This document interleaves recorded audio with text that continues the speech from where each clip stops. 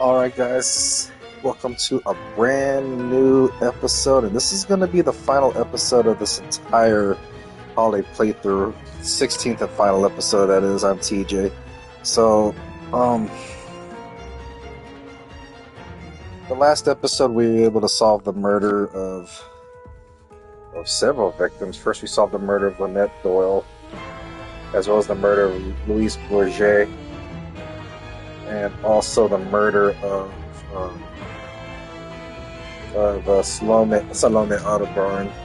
And it was none other than Simon Doyle and his actual girlfriend this entire time, Jacqueline.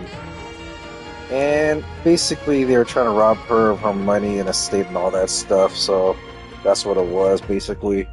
Similar to how the book was, but now we're in the epilogue right now, and this takes place about... Well, let's start it right here.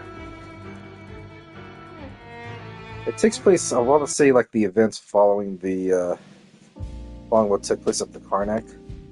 So we're going to start from the beginning, and then we're going to work our way towards the end of this game, as well as talk about what my next full playthrough will be, which will be a New Year's playthrough, and I already got the game decided, if you guys remember what it was a while back, so let's get to it. Us won at last. Still trying to absorb one shock after another. And how are we greeted upon our arrival? A day of police interrogation. We didn't reach the hotel until now. Oh, my feet are killing me. My back. The police might as well have beaten me. What brutes. Oh, those embarrassing personal questions, as if I were a criminal when we already know the truth. Yes, the police could have simply relied on Monsieur Poirot's explanations. It would have saved us from wasting our entire day at the police station. Fortunately, we're leaving tomorrow. They won't be seeing me in Egypt again anytime soon, I can tell you that. Thank you for assisting me with the official statement to the police today, Miss Royce. Repeating it all for the police requires great patience. I agree with you on that, Mr. Poirot. But I enjoyed the expressions on their faces as you explained the facts. It was my pleasure. At any rate, I understand we won't have to return there tomorrow? No, the Egyptian police can take over from here. The narrative I provided seems to satisfy them. The case will be officially closed. My God, I'm so hungry. Then let's eat. All this excitement has made me quite hungry as well, my boy. Ladies and gentlemen, your dinner is ready to be served. If you would kindly proceed to the terrace, everything has been arranged.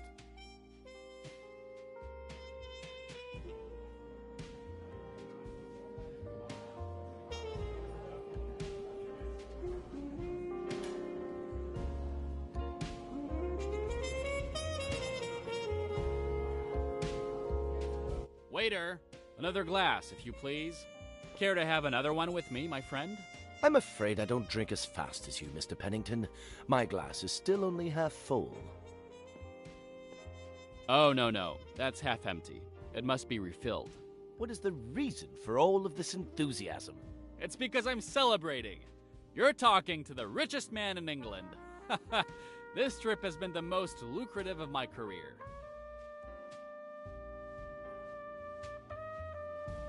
If it is not impolite to ask, what are you going to do when you return to England, Miss Royce? I'm not taking on any new cases right away. There's more I need to know about Emmy's murderers. I'm going to dig deeper into the Spire organization. A task very dangerous, I think. Do you have any idea where you will start? Yes, Riquetti had a satchel containing some documents. I haven't had the time to look through them until now, but I'm hoping they'll give me some leads. It is a big case you're tackling, Miss Royce. A dangerous one. I wish you the best of luck. Please keep me informed. And if there is anything I can do, please just ask. Waiter! Actually, just bring me the bottle. That'll be quicker.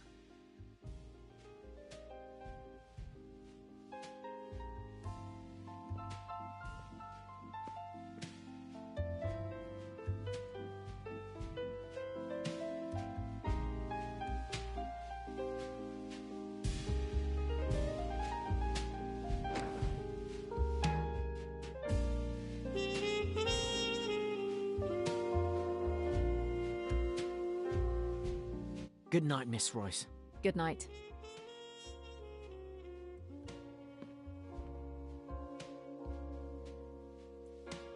Miss Royce, come join me.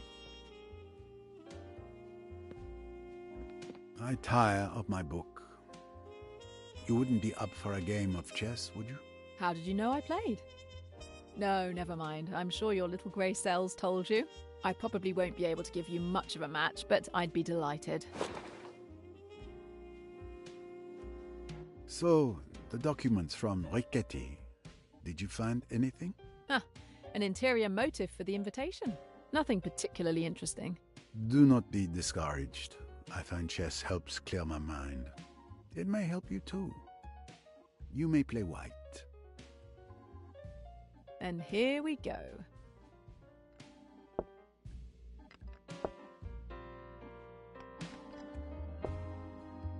Checkmate. I didn't have much hope of beating you, but I enjoyed the match. Don't be modest. You keep me on my toes. Since I won, will you grant me a question that's been intriguing me for months? You've earned it. Go ahead.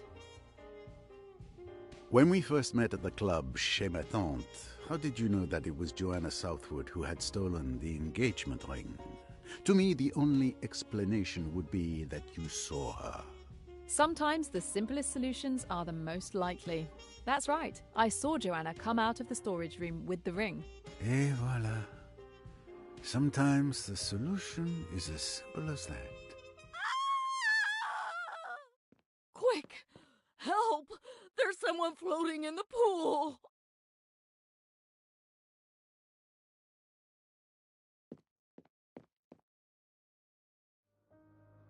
Oh no! Who is it? It's Mr. Pennington! I checked his pulse. He's dead. He drowned? This is horrible. What a tragic accident. A rather odd accident, wouldn't you say? What do you mean? The man had been drinking non-stop. Wait, you're not seriously suggesting this could be another murder, are you? Not here. My God. That would be a nightmare for the hotel's reputation. Mr. Poirot, we can't call the police. If they come, it will cause chaos. We'll have to close down. Please, Mr. Poirot, I am begging you. Can you help? I will see what I can find. But the police must be called when I tell you. As soon as you give the word, Mr. Poirot, you have my word. Like some help? Thank you, Miss Royce. But what I do now, it is not precisely correct. If there is blame, I would prefer it land on me alone. Okay, but I can at least get Dr. Bessner to examine the body. Thank you again, Mr. Poirot. I'll head back to the front desk and keep the guests and our staff from the pool area.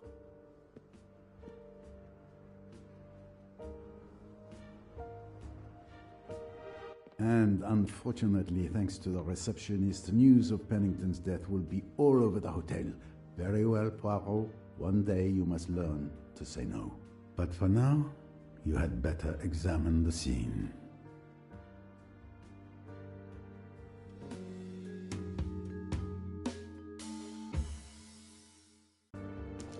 And this is where we last left off over here. So now we got to figure out what in the hell happened to Andrew Pennington, how he was murdered.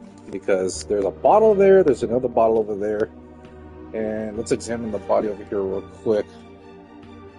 Well, Mr. Pennington, it seems you will not be able to enjoy the newly acquired wealth you were boasting about to all who could hear. Another death? It's a nightmare. I thought the tragedies would end once we left the boat. You haven't touched anything, have you? You ask this of Hercule Poirot, doctor? Oh, all right. Apologies. But I'll have to pull him out of the water to examine him. Let's have a look at things. I can confirm that he is dead. No big surprise there. Time of death? Exact time complicated by the pool, which is heated. A more thorough examination will help. But he can't have been floating here long, unnoticed, with all the hotel guests and staff. Would you mind comparing your observations with mine? With pleasure.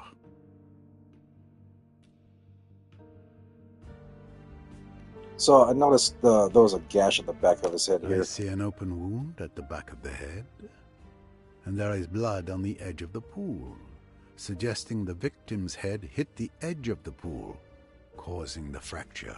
Yes, causing severe head trauma. So, in your opinion, did Mr. Pennington drown?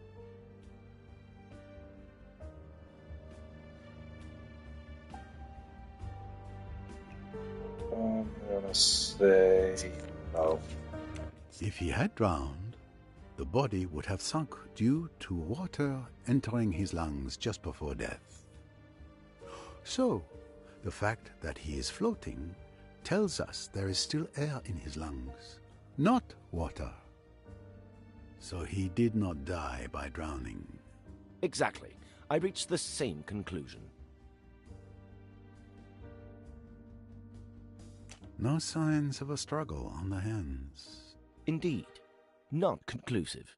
The location is not ideal, but I'll continue my examination and make certain no one disturbs the body. Thank you for your observations and for keeping watch over the body.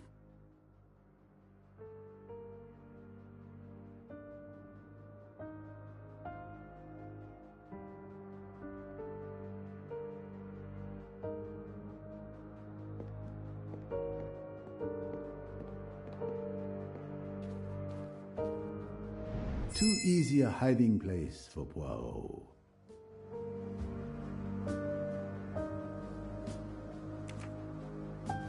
With all these bottles and the quantity of alcohol I saw him drink at the table, he must have been quite intoxicated.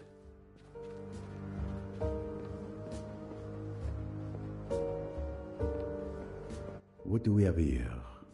A small stain. Possibly blood.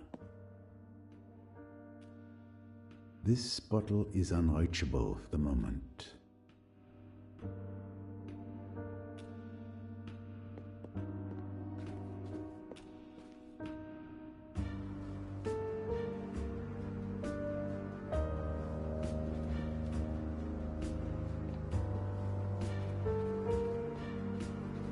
An empty champagne bottle? Can one human being truly consume that much alcohol? It's possible. I'm trying to suffer alcohol poisoning.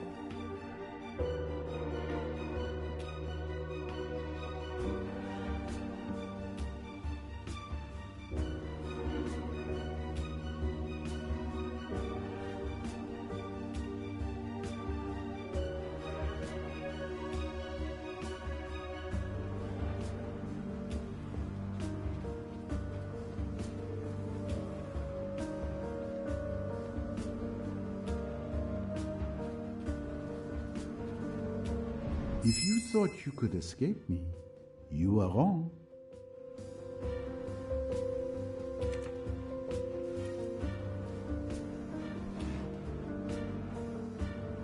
A container of coarse salt for replacing chlorine in swimming pool water. A pool net.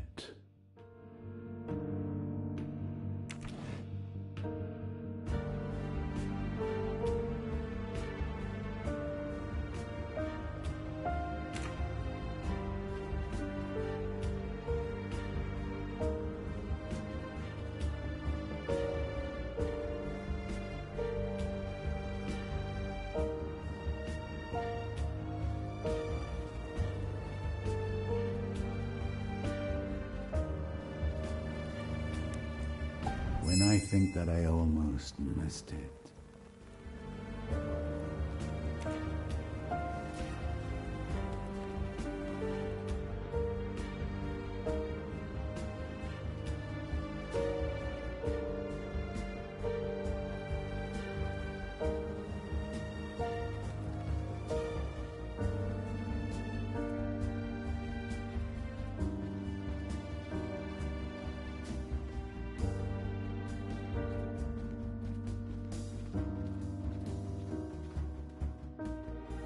One more record for my collection.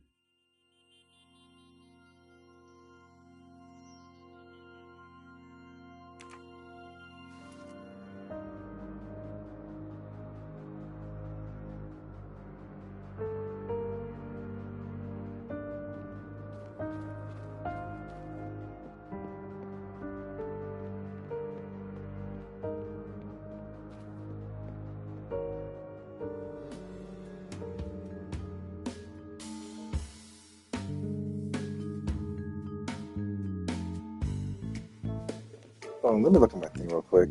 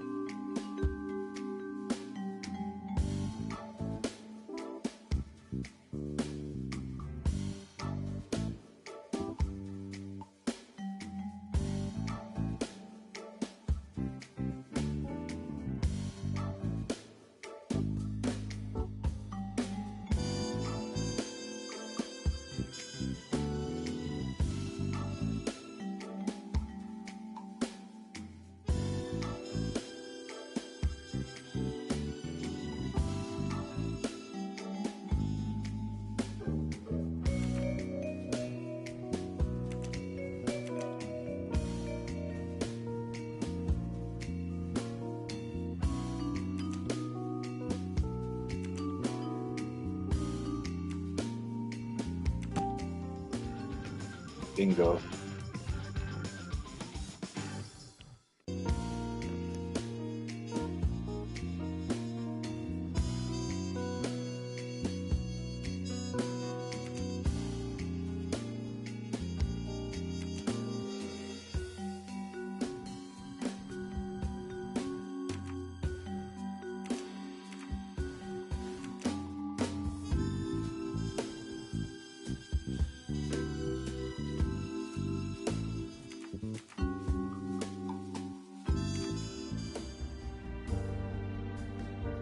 about that later on. Let's take a look right here. Okay, so this right here.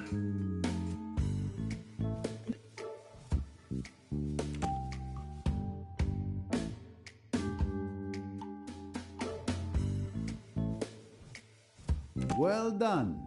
I found it.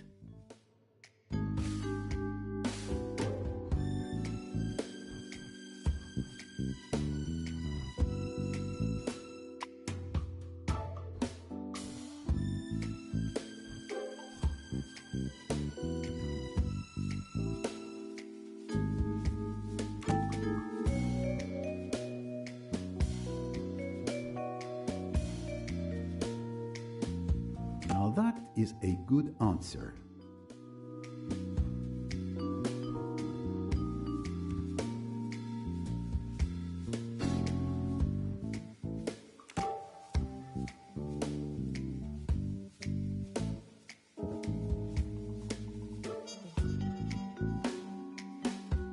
Good thinking.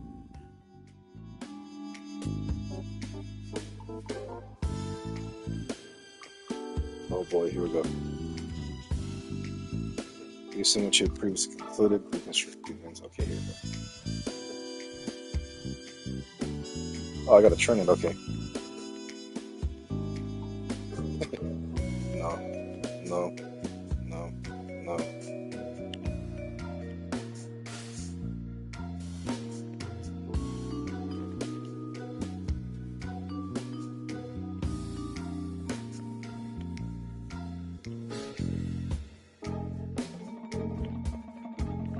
Damn, what the hell? Well, it's the same thing. Something like hitting us the ledge.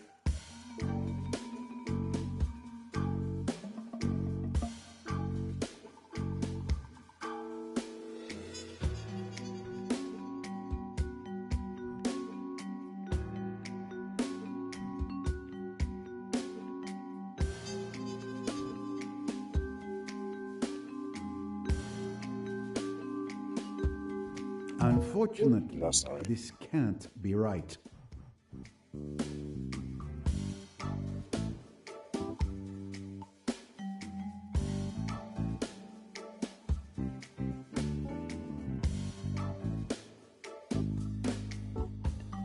You get pushed?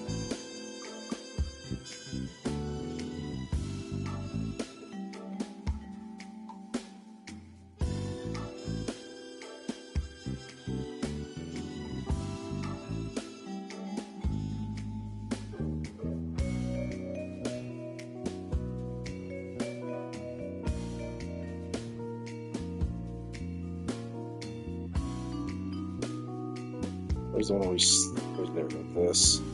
Yeah? Oh god, someone pushed him. Good thinking. For now, it appears the victim was attacked and fell into the pool, striking the back of his head, resulting in his death. This scenario seems to be the most plausible one. An attack perhaps not premeditated, but it's certain that Pennington's death was not accidental. It seems my work in Egypt is not complete. There is a murderer in this hotel. My little grey cells did not let me down. The only way to access the pool is by way of the terrace. I spent almost the entire evening sitting facing the terrace entrance. I should be able to remember who came in and out to create an initial list of witnesses and suspects. I should go back to where I was sitting earlier to help jog my memory.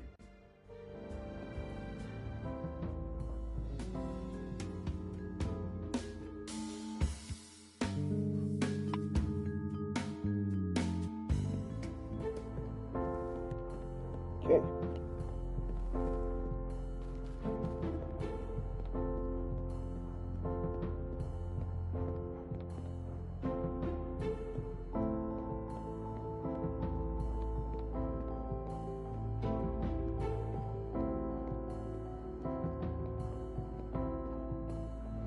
Come to me, shiny mustache.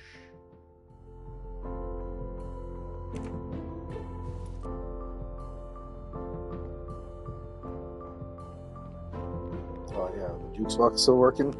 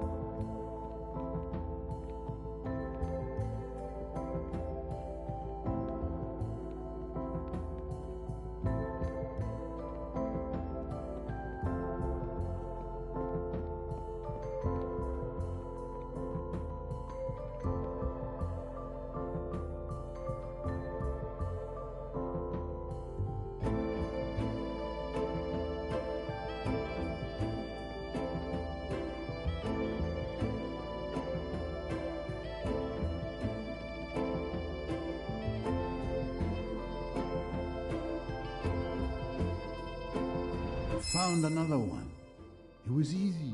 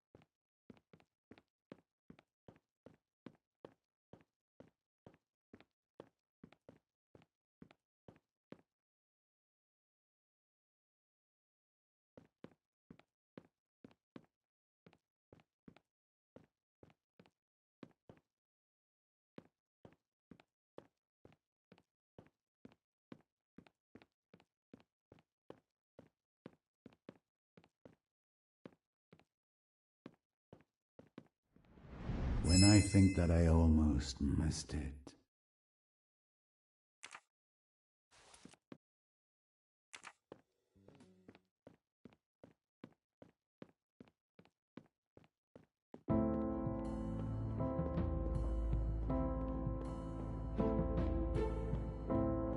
I must remember if I saw people coming or going from the terrace at the time.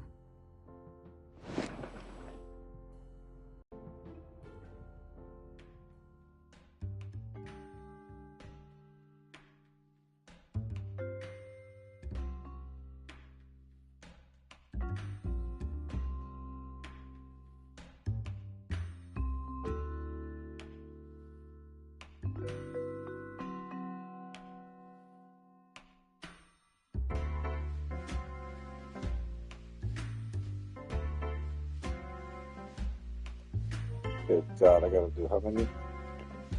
From 9:10 to 10:41.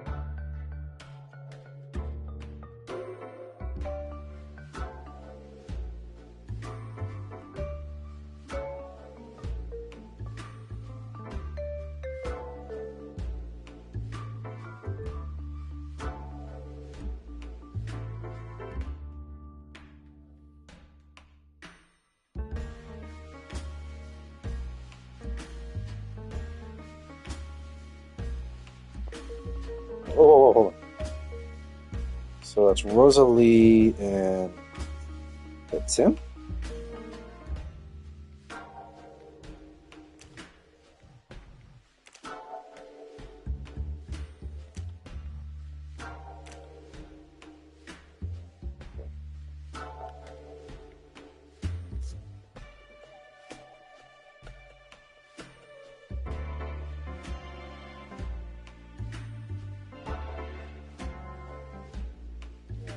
It's getting interesting.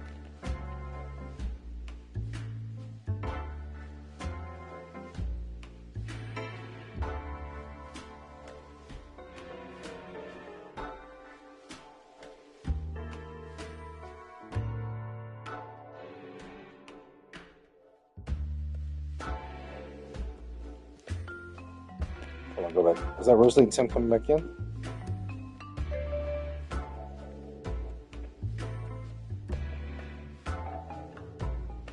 Okay, so oh crap. So these guys have been out for a while.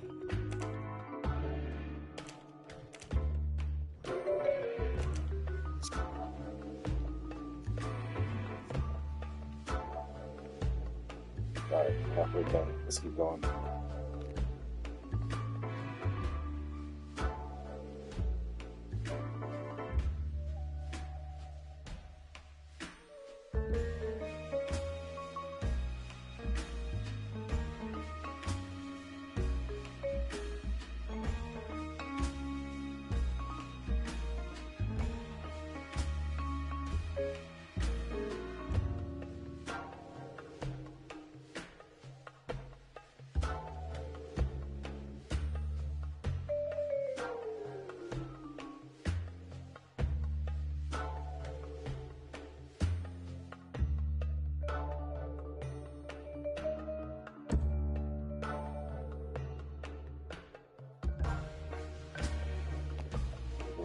Faster. Is that Hayashi? That's Hayashi.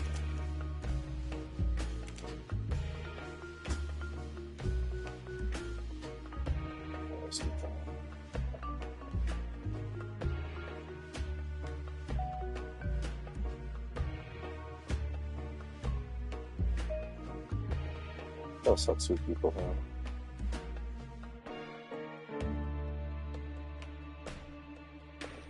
So Hayashi comes back in. All right. That 30-minute span scares me between Tim and Rosalie.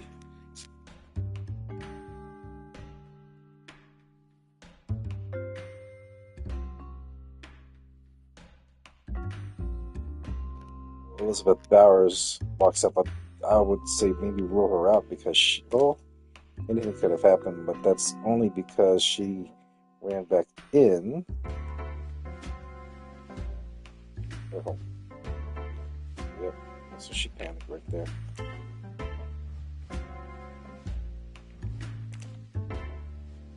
I now know who the suspects are. Miss Royce, Mr. Ferguson, Tim Allerton, Rosalie Otterbourne, Mr. Hayashi, and Miss Bowers. I need to interrogate them.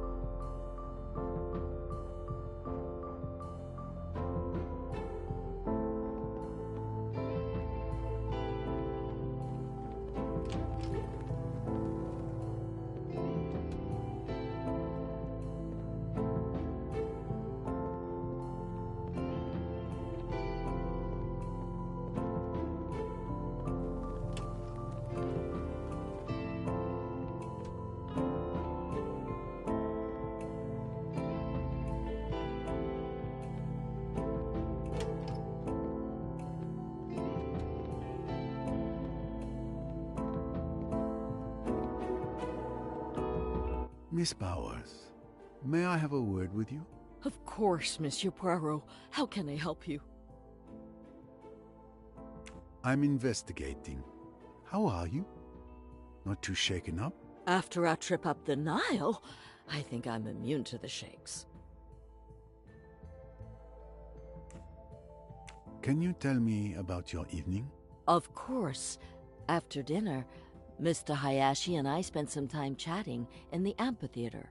When I went back to my room, it must have been around 8 p.m., and Mr. Pennington was drunk, or so I thought, lying in a deck chair by the pool, clearly inebriated.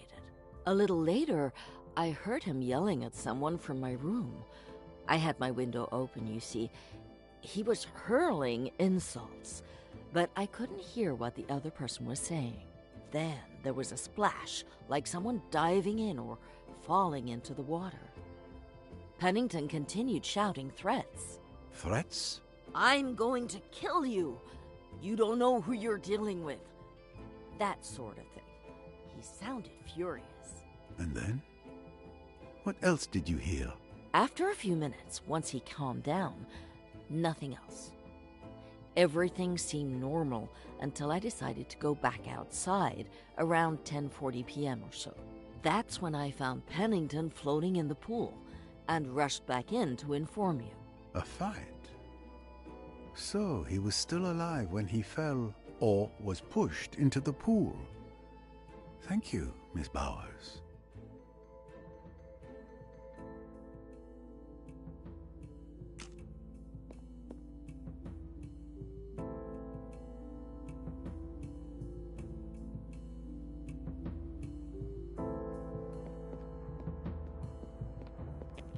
Feel probably going to say.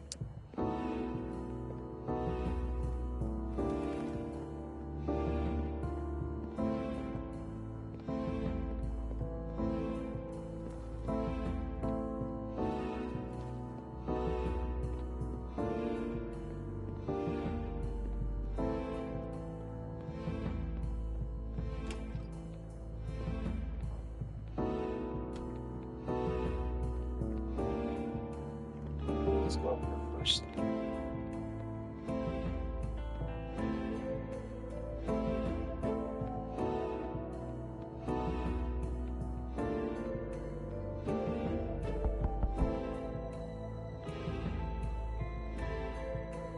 Good evening. Sorry to disturb you at this late hour. Not a problem, Mr. Poirot. As you can see, I wasn't asleep. Is there something wrong? May I come in? Well, as you wish.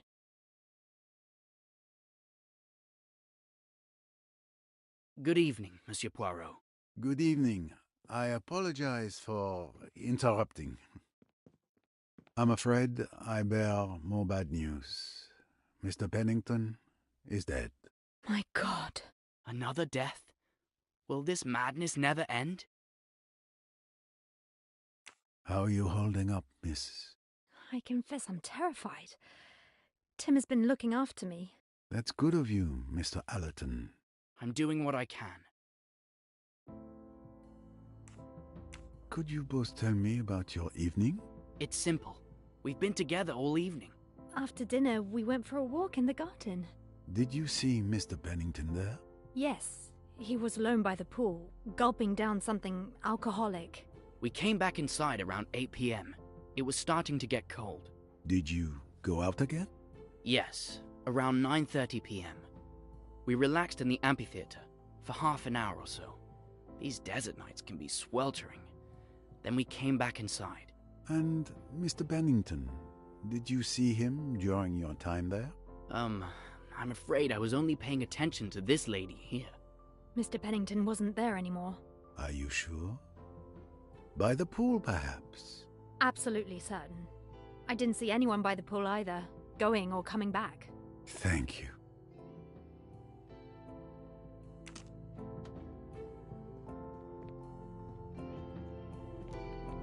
Ooh.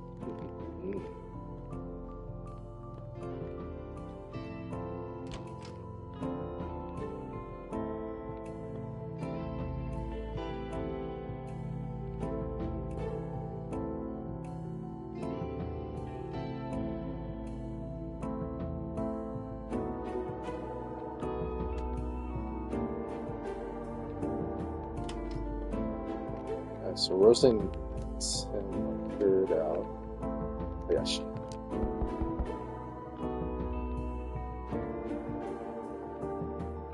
Good evening, Mr. Hayashi. Monsieur Poirot, what brings you here? More sad news, I'm afraid. Unfortunately, Mr. Pennington has died. Another murder? But surely you caught the murderers. How many can there be? Oh, in my experience, you never can tell. I assume you want to question me. Would you like to come in? Thank you.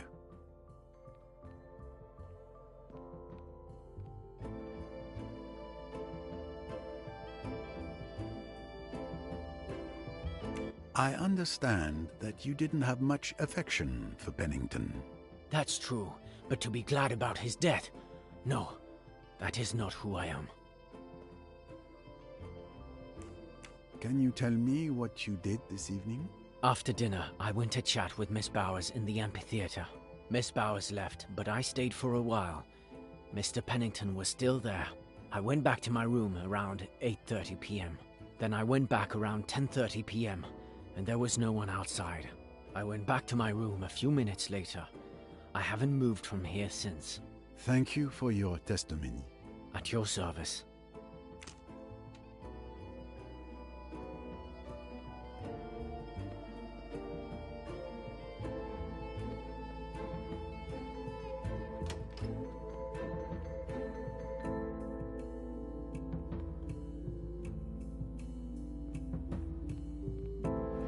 Found you.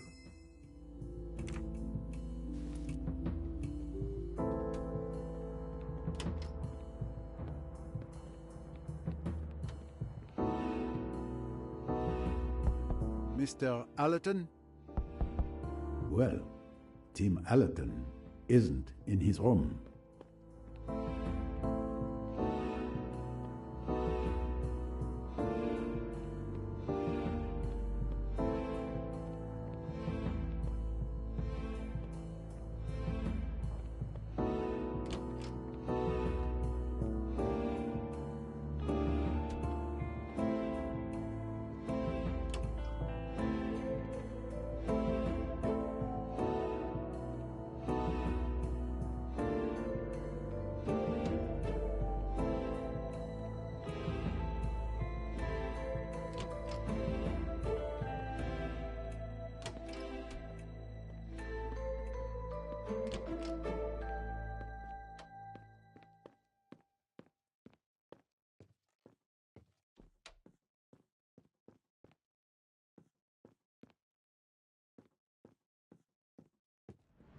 Yes, you cannot escape Poirot's piercing gaze.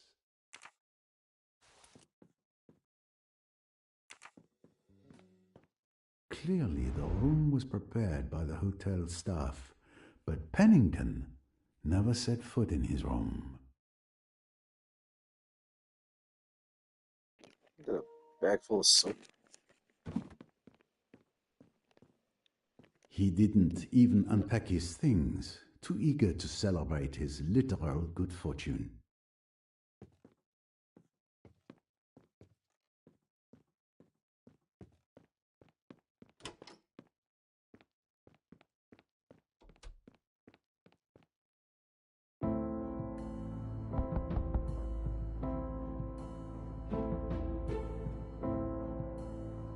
Good evening.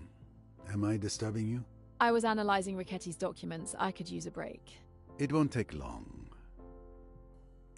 Do you need help with your analysis? That's kind of you, but I need to do it alone if I'm going to remember everything. I understand. Even the little grey cells can't hold everything. You spent most of the evening with me, but you were on the terrace before I arrived. I thought you might have seen something, even if it didn't seem important at the time. No, I've thought back, but no luck. Mr. Ferguson arrived just a little after me. We just quickly shared a cigarette together. And before that? Before 9 p.m. I was in my room working on Ricchetti's files. Then you joined me. I see. That's right. I'm sorry, I hope it helps you a little. Who can tell? I'll let you get back to your work.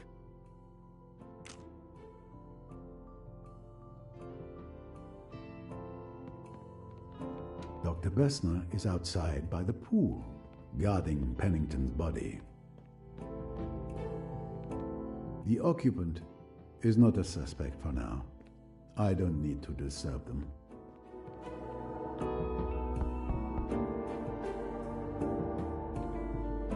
Good evening, Mr. Ferguson.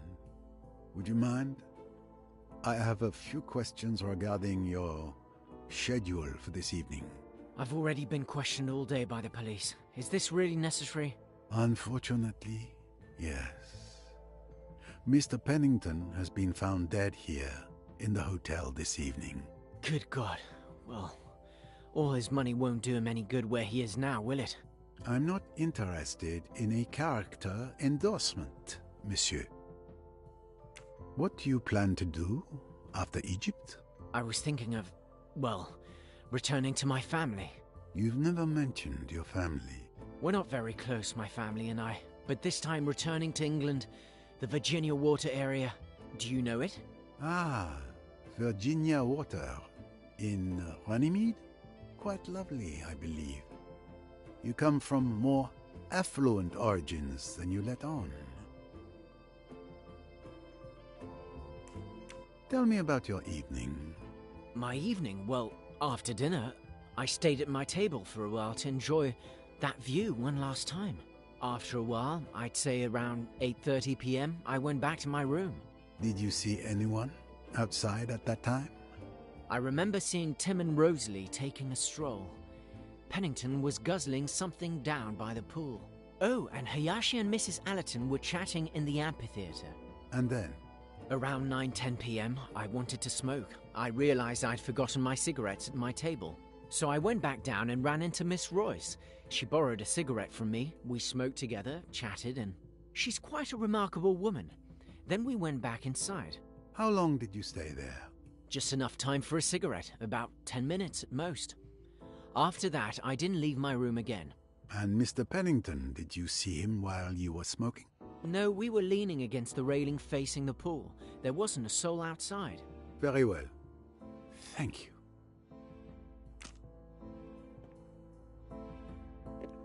Closed door?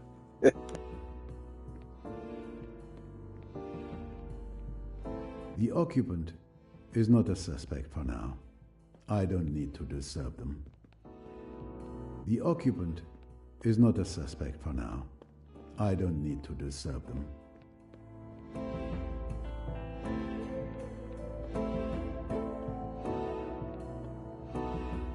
Alright, so let's see what we got here. I think this is...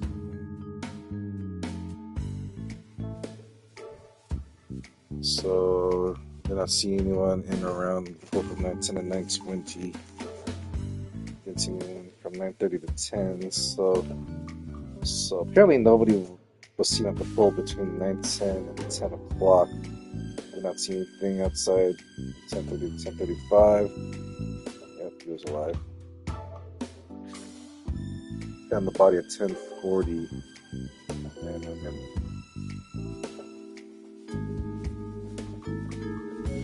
8:30, someone argued with Andrew Pennington, pushing him in the water.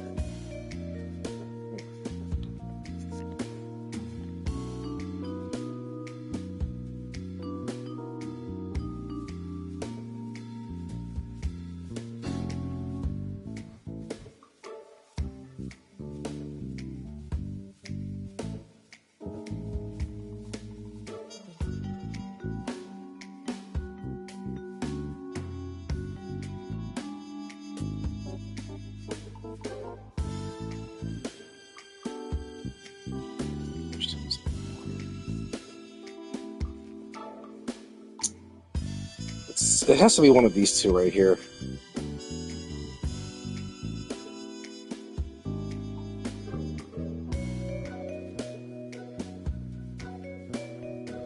So yeah, let's see here.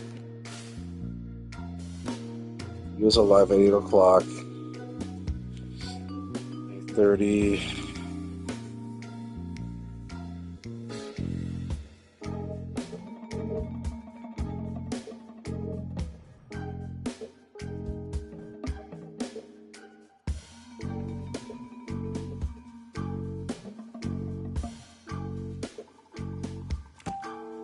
Yes, we thought. Someone is lying. With the elements I have, the time of death is between 10 p.m. and 10:40 p.m. Bowers is definitely innocent because she didn't have the time to kill Pennington. If it were Miss Royce, Mr. Ferguson, Tim Allerton, or Rosalie Otterborn who had lied, Mr. Hayashi would have had to find the body floating. However, he claims to have seen nothing.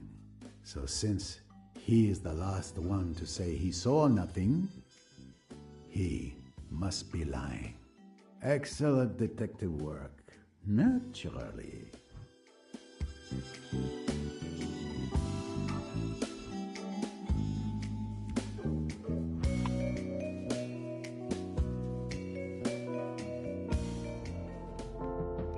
Let's go back. Let's just, oh.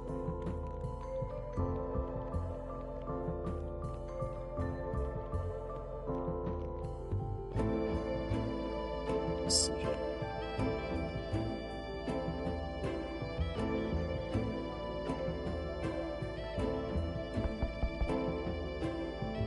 Come in.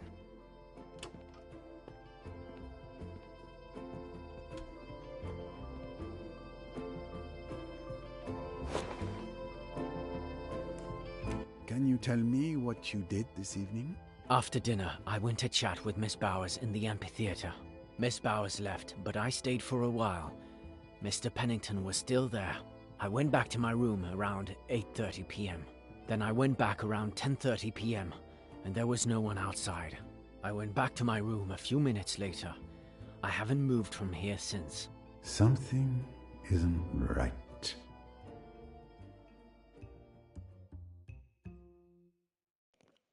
So Elizabeth mentioned that.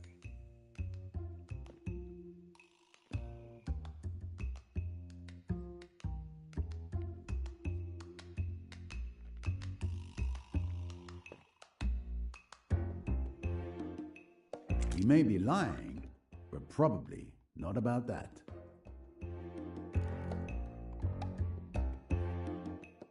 Sir, you are lying to me. Sir, I'm not.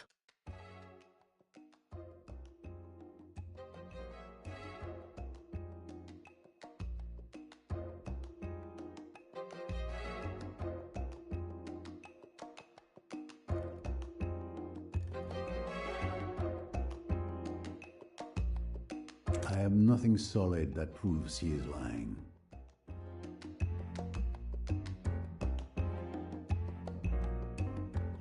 You claim to have seen nothing when you went out at 10:30 p.m.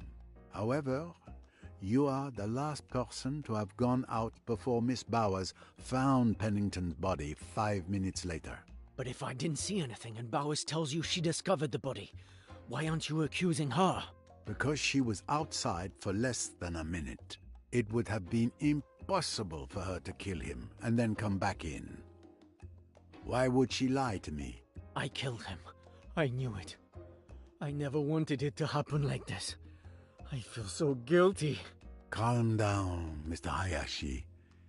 Give me everything from the beginning, and do it calmly. As I told you, Miss Bowers went back before me. But when I finally decided to head back up, Pennington started picking a fight with me. He was completely drunk, spouting rambling nonsense that I could barely understand. And the last thing I wanted was to put up with it. So, it was you that Miss Bowers heard from her room. At one point, he lost it and started to physically attack me. I pushed him away, perhaps a bit too violently. He fell into the pool. He was thrashing around in the water, insulting me and threatening me. I admit that the situation amused me, and I left him in the water. I went back to my room. He was still yelling when I left. I just thought he would get back out on his own. But in reality, he drowned. Are you sure he was alive when you left him? Yes, but around 10 p.m., I started having doubts and felt a little worried, given how drunk he was. I went back down to check if he was okay, and I found him floating in the pool. Because of me, he'd been there for hours. When I realized he was dead, I panicked and I went back up to my room.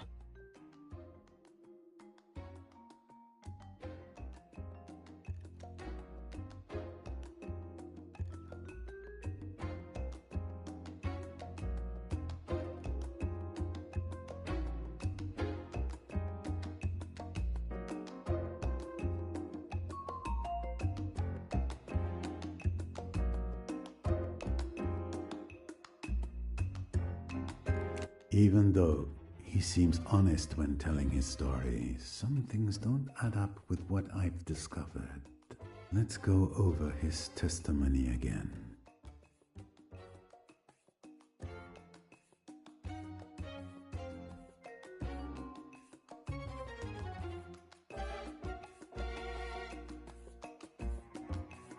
No.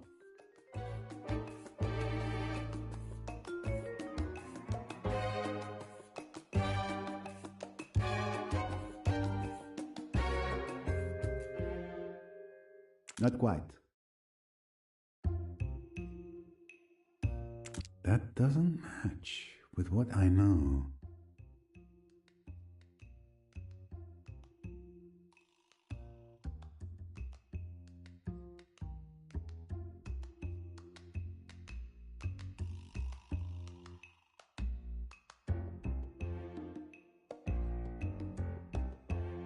Mr. Hayashi, you told me that Pennington drowned.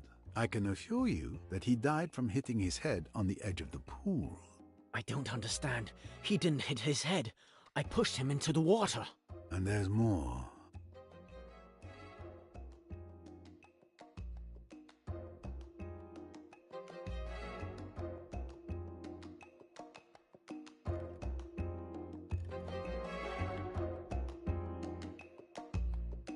That doesn't align itself with what I know.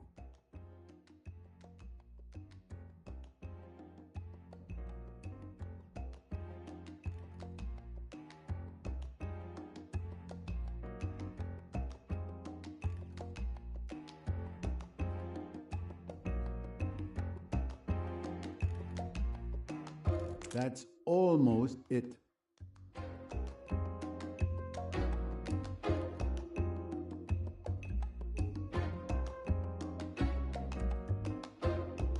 That's almost it. Mr. Hayashi, you think you left Mr. Pennington dead in the pool for hours. But if that were the case, several people would have seen him between the time you pushed him and the moment you found him. However, I have no testimony that supports this. I'm lost. What are you implying? That I killed him when I went back the second time? I'm not implying anything. I'm stating facts. I'm telling you again. At 10:30 p.m., he was already dead. When I saw him, I tried to turn him over to check his pulse, but it was already too late. I remember the bottles he had put in his jacket fell into the water. I got scared. I put him back the way I found him and ran away. That's the absolute truth. A moment, please. Bottles? What bottles? He had been drinking the whole evening. He was so drunk that he even put 2 empty champagne bottles in his jacket. But why didn't you tell me that earlier? I don't know, because I didn't think it mattered, I suppose. Ugh. But come on, Mr. Poirot. What difference does it make that he had bottles in his jacket? He was drunk. Mr. Hayashi, it changes absolutely everything. Does that mean you believe me? It would be different if I didn't, but time will tell. Shit.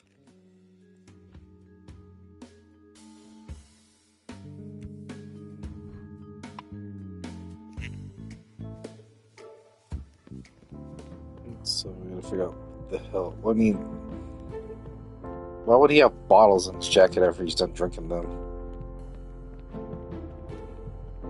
Empty bottles, I should say. Let's go back out.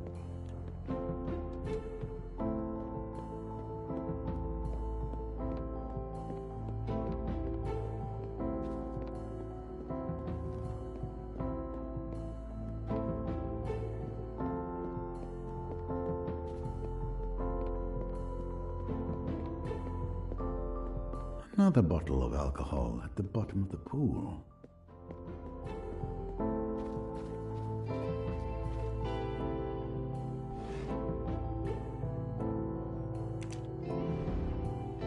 I'm going to need that. Here we are, fishing again. It's not as bad though.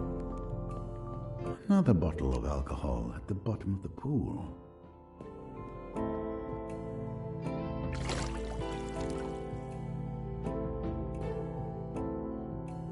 This is the bottle Mr. Hayashi mentioned. Let's see what it can tell me. What the hell's that in the bottom?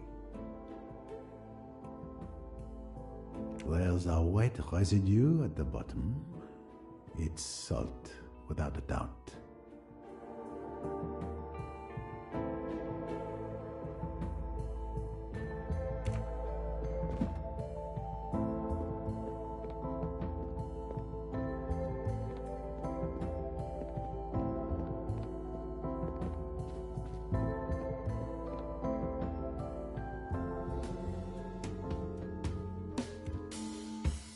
So was he poisoned?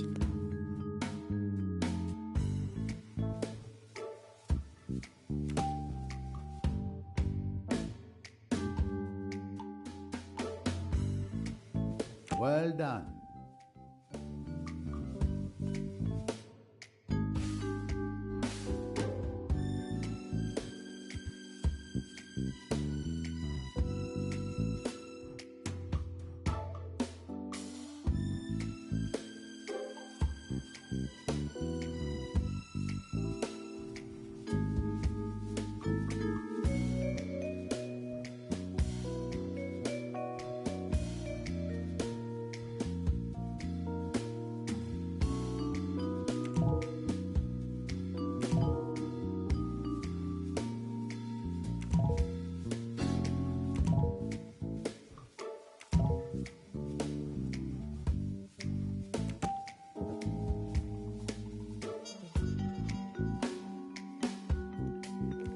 The float?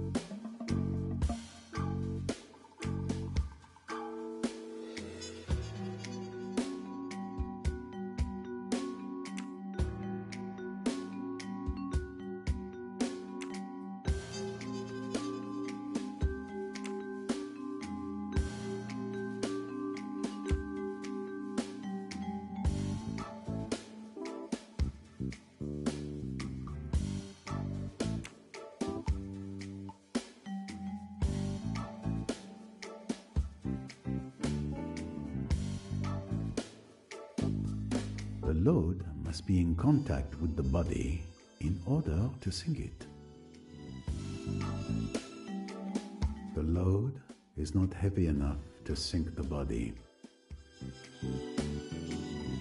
The load must be in contact with the body in order to sink it.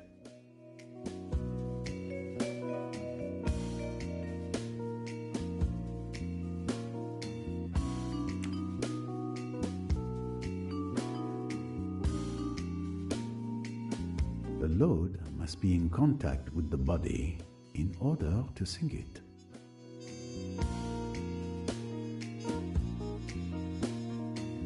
The bottles filled with salt were used as weights to sink the body. The salt took a long time to dissolve in the water. Once it had almost completely dissolved, the body resurfaced. Who is the world's greatest detective?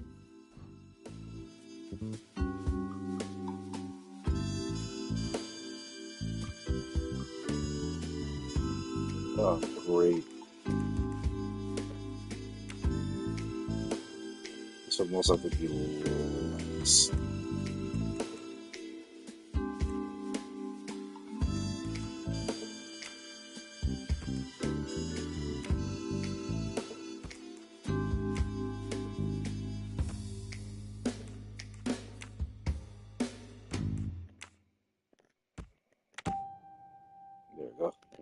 That explains why several witnesses didn't see Mr. Pennington around the pool. He was inside the And pool. more importantly, it changes the time of death that I had estimated between 10 p.m. and 10:40 p.m. Excellent detective work, naturally. I got another one.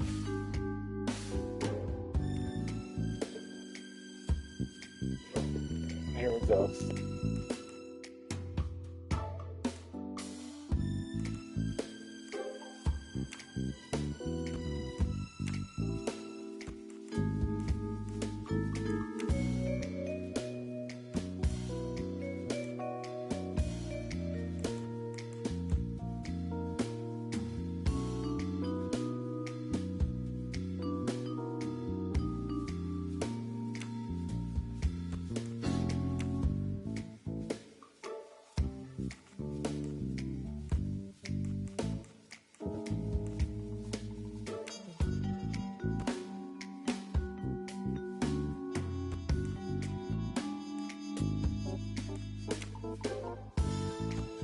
This answer, it is not satisfactory.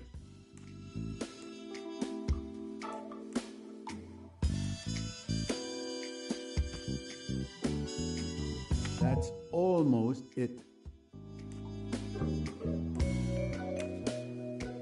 No, this isn't it. Think.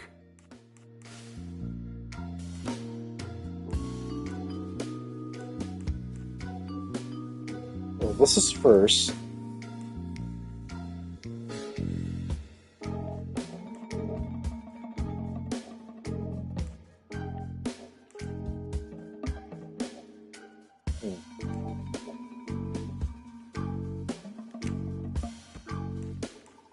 Almost.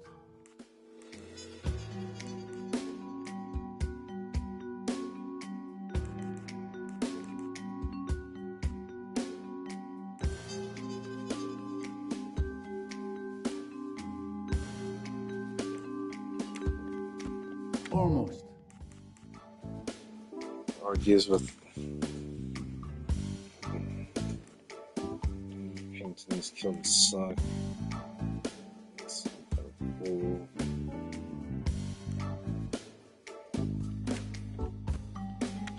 There we go.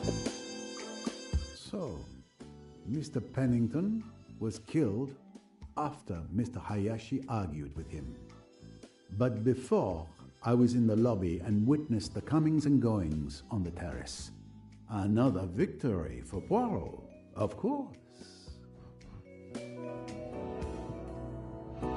What a clever plan. This murderer is no amateur. With this new perspective, I no longer have any witnesses or alibis at the time of the crime. I'm back to square one.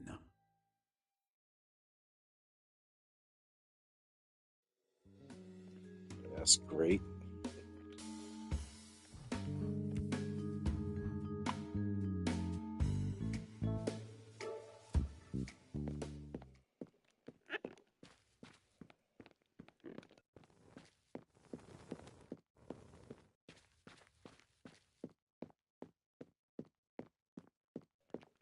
Start with Gene Royce. Okay, let's see.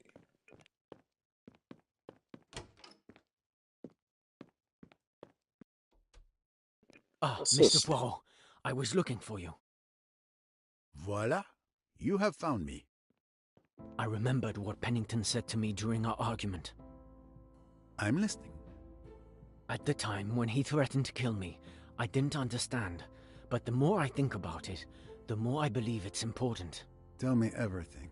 He said to me, "Stop sticking your nose in my business. You're lucky Riquetti isn't around anymore. He would have taken care of you." Well, it seems like Pennington and Riquetti knew each other, doesn't it? It does, indeed. Thank you, Mr. Hayashi. Glad to have helped you. Pennington murdered. Pennington and Riquetti knew each other. The clues We gotta talk to Jen are about coming that. together.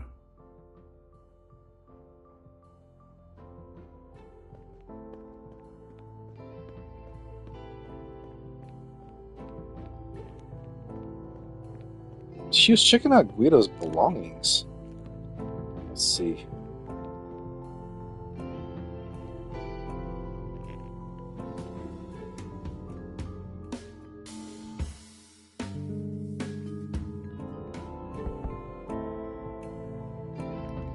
Miss What? Royce, are you here? Door open, room empty. Something's wrong. Something has happened. I should inspect the room. What the hell now?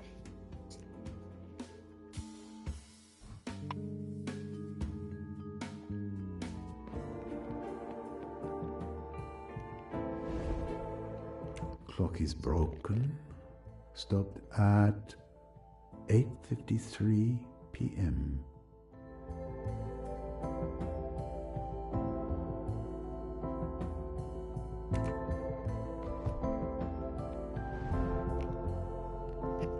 This lamp has been put back in place, but it must have fallen to the floor. Miss Royce taped some things to the wall. Evidence cards, clues. What did she discover?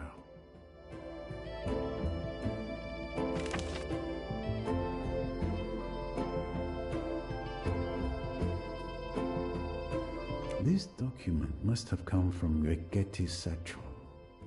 But where is the rest? And where is the satchel?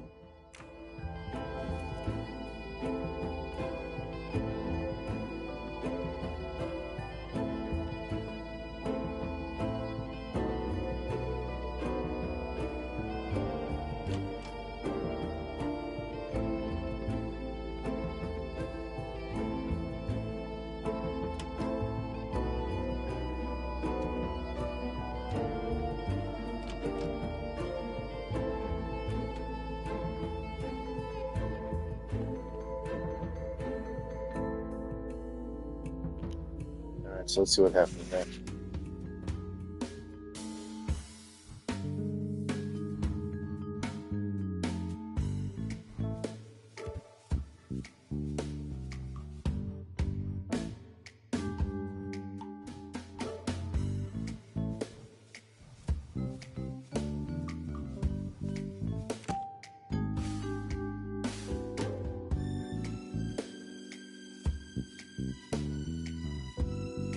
One less puzzle to solve.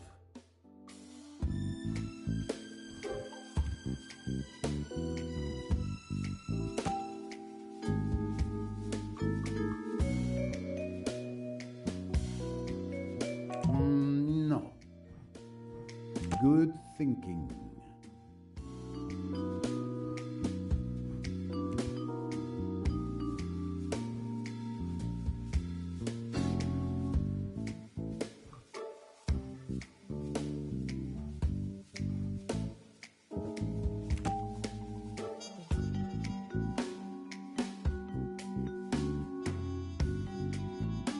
Nice one.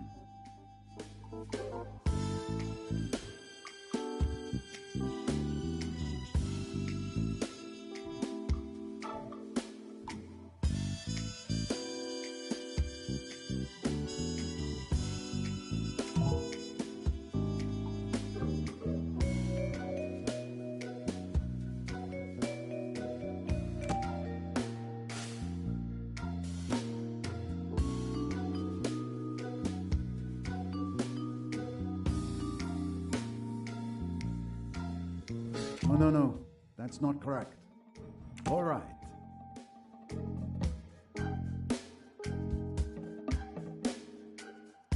Now we gotta talk with her.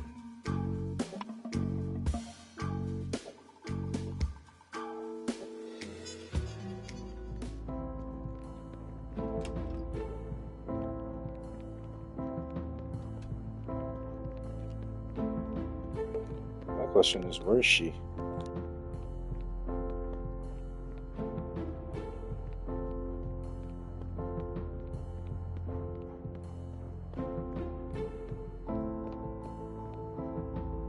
Is your investigation progressing, sir? You're concluding it was an accident? Can we call the police? Not yet, my friend. I'm sorry.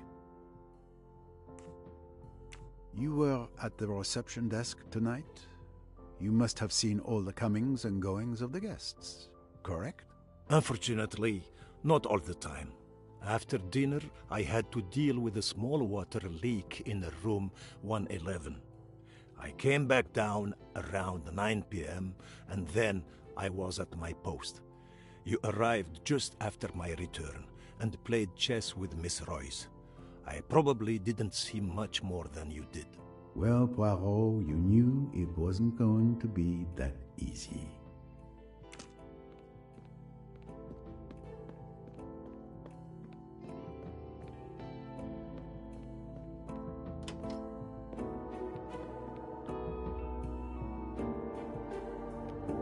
She's right there.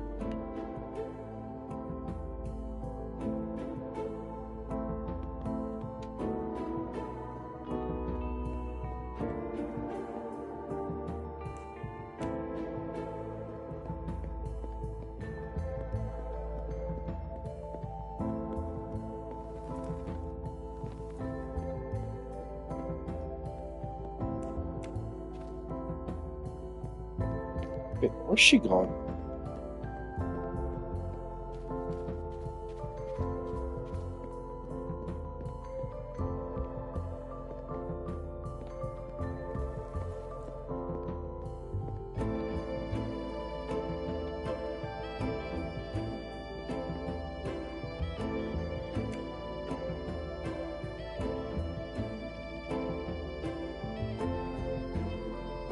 You know, Miss Royce, the last time I spoke to someone on this bench, she had the same sad and defeated look.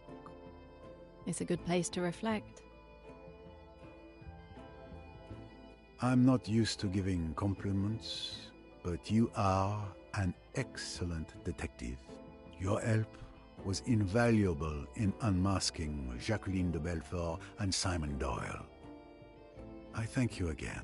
It was a privilege to work with you, Mr. Poirot. You are undoubtedly the best detective I have ever known. And yet, there are days like today when I would rather not be.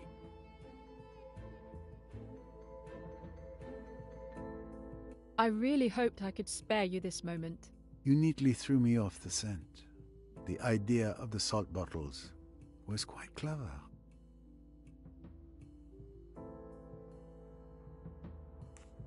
Truly clever and executed perfectly. It required Mr. Hayashi to remember the bottle stuck in the victim's jacket. Even then, only an outstanding detective could grasp the critical importance of this detail in the investigation, delaying the discovery of the body. Very ingenious. I long believed that the death occurred just before the body was found.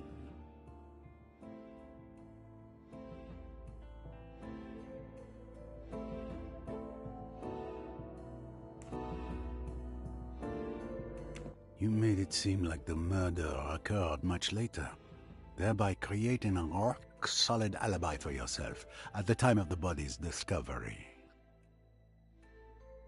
One must appreciate the irony, as it was I who inadvertently provided you with that alibi by inviting you to play chess. But I suppose you wouldn't have had any trouble finding another way. And you also needed someone who could testify that the pool was empty when you were there.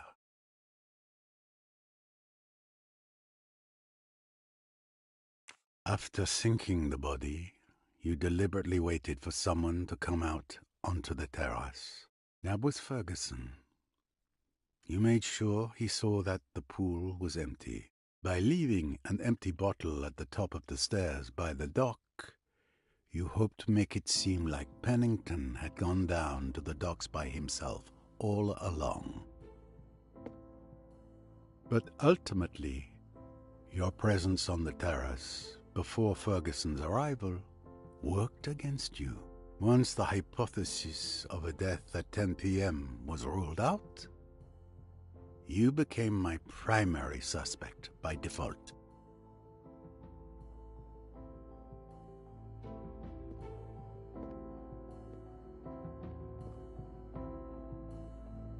You know, the how in a murder is important. But for me, the key point is why.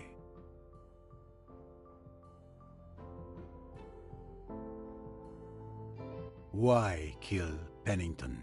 When I found your room door open, I almost wondered if you had done it on purpose. And everything became clear when it dawned on me that you had ransacked the room yourself.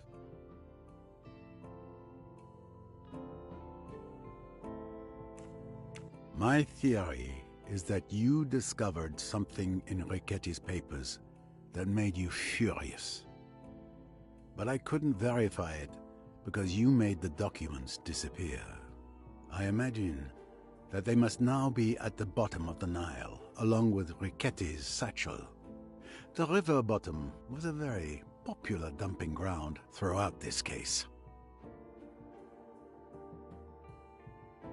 My belief is that you discovered Pennington was connected to Emmy's murder. And that drove you into a rage. That bastard. He was the one who ordered Ricchetti to kill my Emmy. When I realized that, I lost it. Explain to me what happened. Don't try to humor me, Mr. Poirot. I know very well you've already figured it out. Perhaps, but I'd like to hear it from your perspective, if you would indulge me. Very well. When I realized, I lost it. I turned my room upside down, ripped everything apart. I stormed downstairs to find Pennington. He was completely drunk and laughed in my face, mocking Emmy when I confronted him. He said I could never prove it. But of course, it was never my intent to prove it. I pushed him with all my strength. He fell on the edge of the pool and that was it. Flesh hitting concrete. It's a shame it came to that. I'm sorry. I could say I never meant to kill him, but in truth, I don't regret my actions. I suppose you're going to turn me into the police now?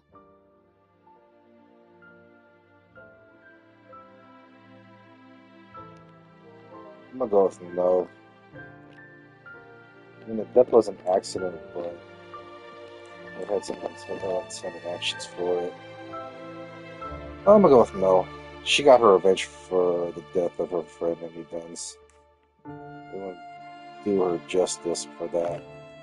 Let's say no. The police? Why should I do that? The evidence is clear. It was an accident.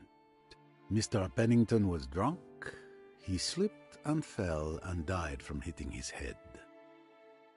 Thank you, Mr. Poirot. Do not thank me.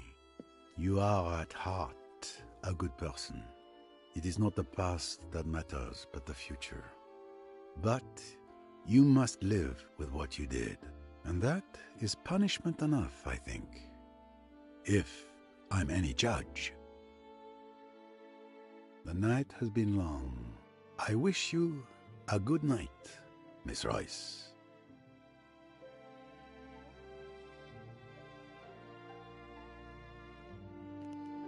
Love speaks, bottle listens. Spare phone. Still the best. Complete the final confrontation of Poirot's epilogue without making any mistakes. Okay. No one wants the Wedjat. Complete the epilogue with Poirot. Alright. Is that it? Oh, really? The end of your adventure could have been different if Jean had taken another path. Let's check that out.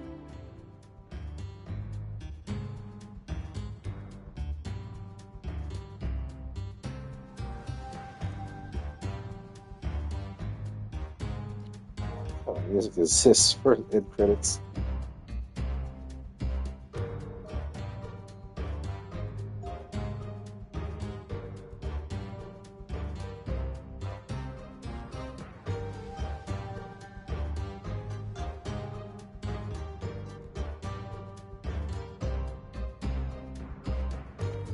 start off with the French. There we go. English. Jeffrey Bateman, down. Jeff from Camellia.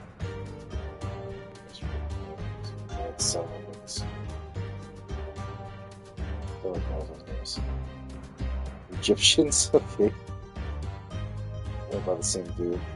Can I get out of here? No, I can't. Let me accelerate this. Oh, it's quite good.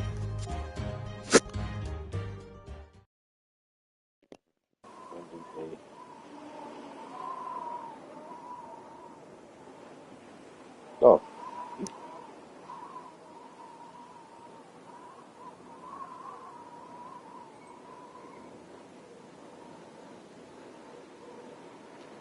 Is that photo scarf?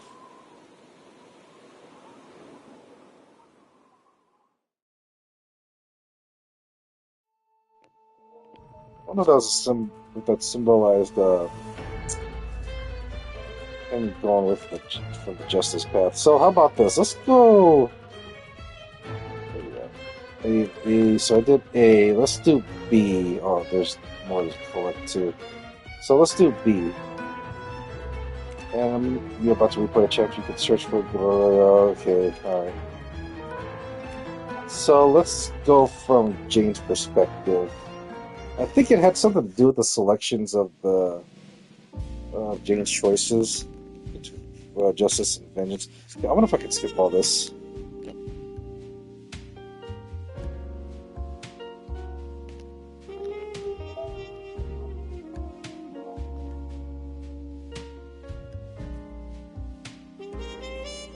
Aswan at last.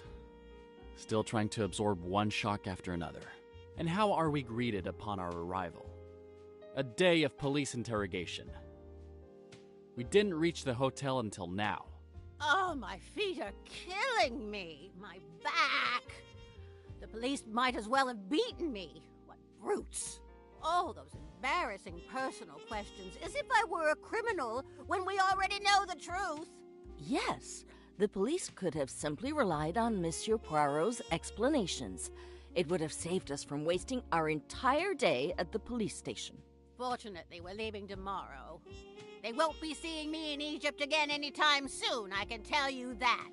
Thank you for assisting me with the official statement to the police today, Miss Royce.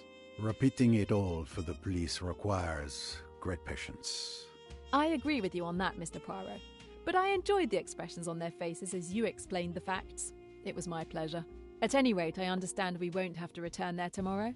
No, the Egyptian police can take over from here. The narrative I provided seems to satisfy them. The case will be officially closed. My God, I'm so hungry.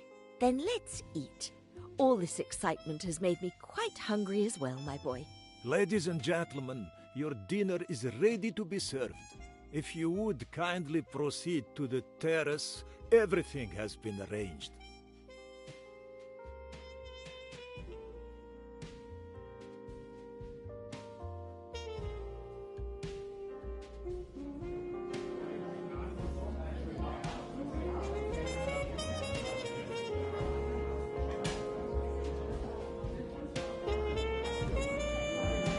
What a deplorable, exhausting day. I'm going straight back to my room to take a bath.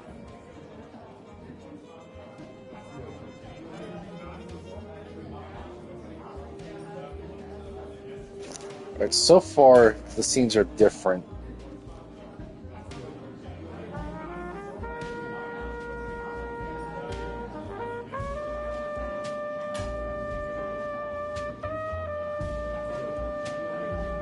Mr. Poirot, I'm very sorry to disturb you, but the police commissioner just called.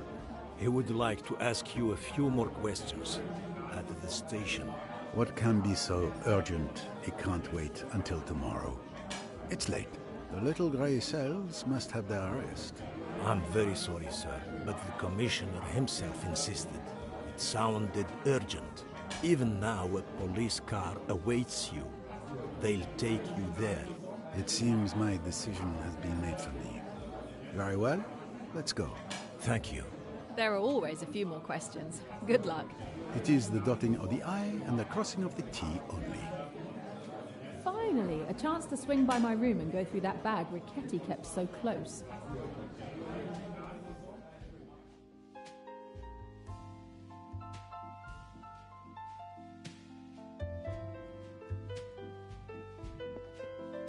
Hi, how are you doing? It may sound callous, but with all that's happened, that is, well, yes, I think we're good.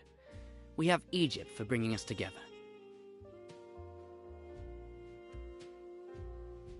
And also blushing. Okay. What's up, Doc? I'm waiting for my little carrot juice, celebrating completing a meal with no drama.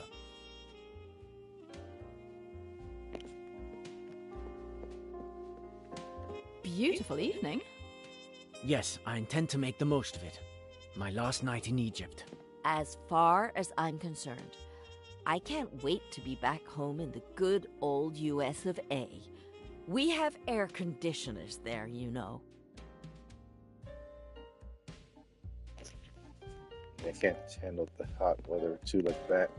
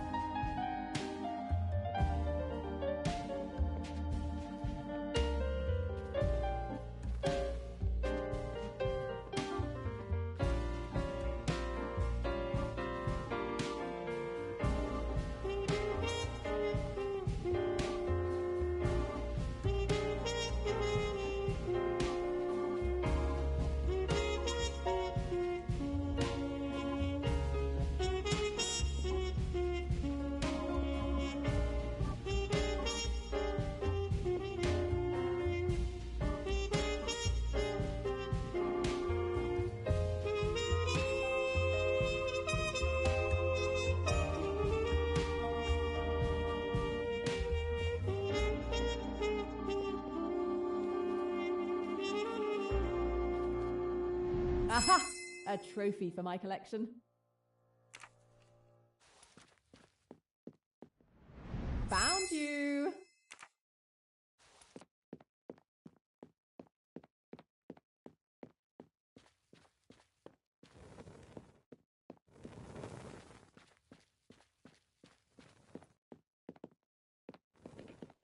This is a different take.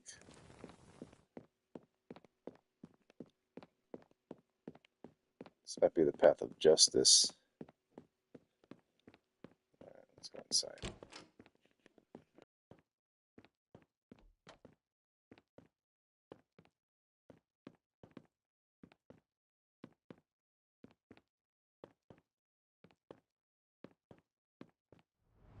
This rocks!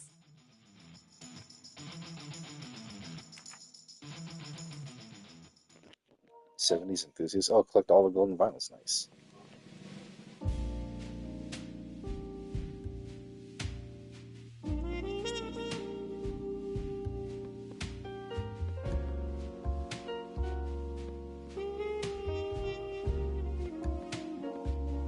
When I think that I almost missed it.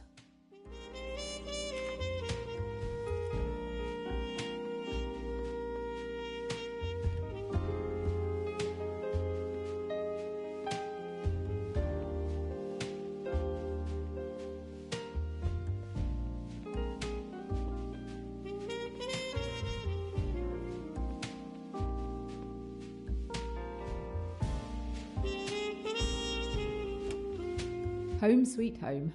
Too bad it's only for one night.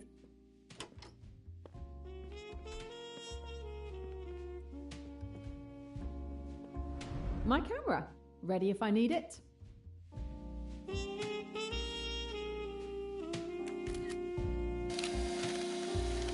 Jeez. Huh. Ah, my collection is growing.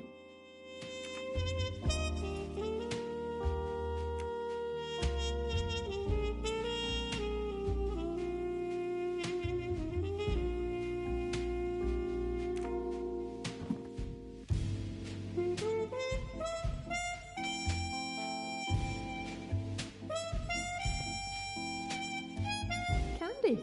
A nice gesture.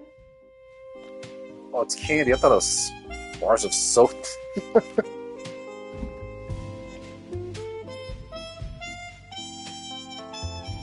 Okay, Ricketti.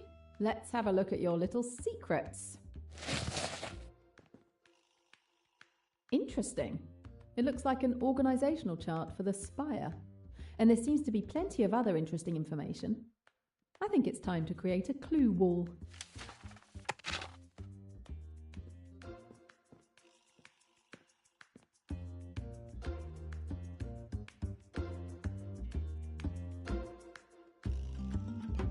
Oh, shit.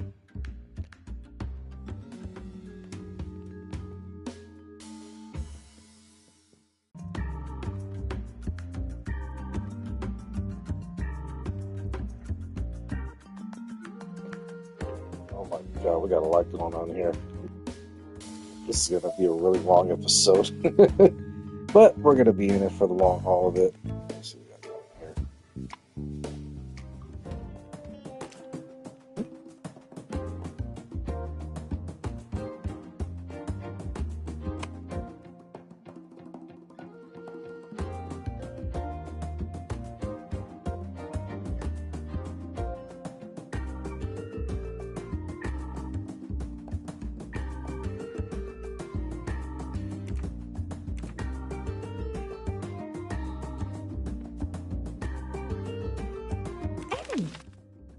My Emmy.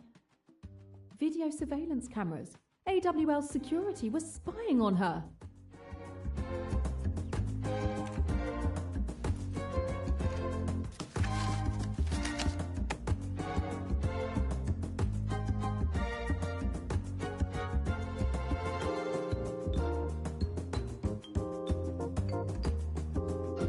Photo of a funeral. Strange.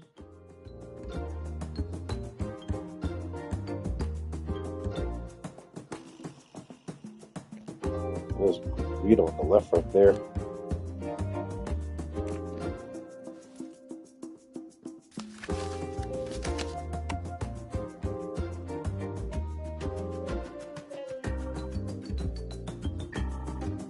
It's Lynette Doyle and her father.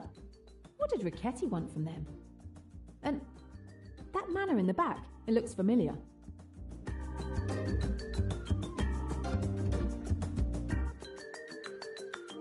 I've seen that from.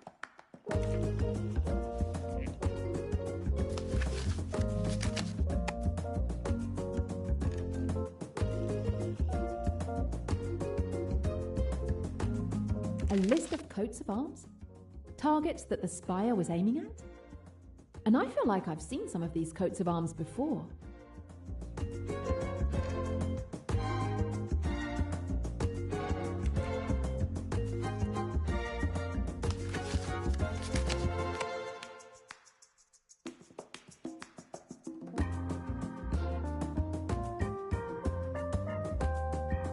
I never saw this man.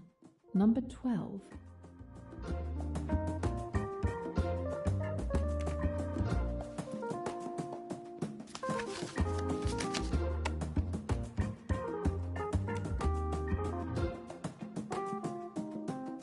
Emmy, I promise you, I will find out who ordered your murder.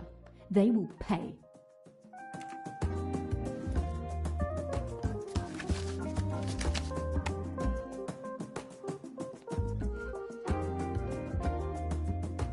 Tyrone, killed in New York trying to defend his neighborhood.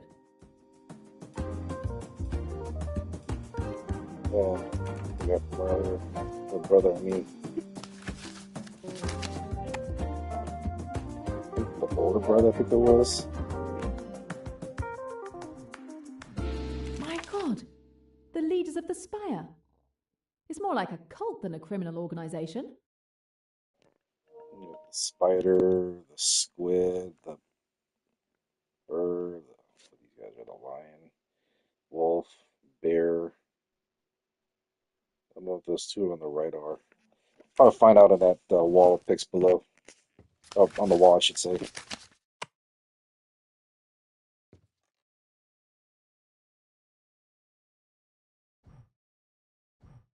A seal? I'm going to take a photo for my clue wall.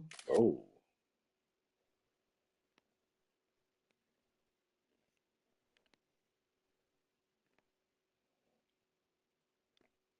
So the cute though.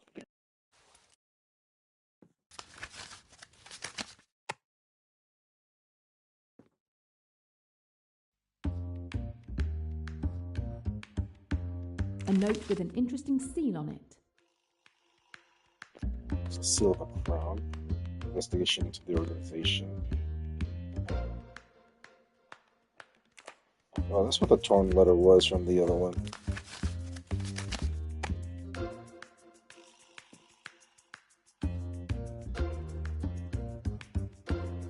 Another note with a seal.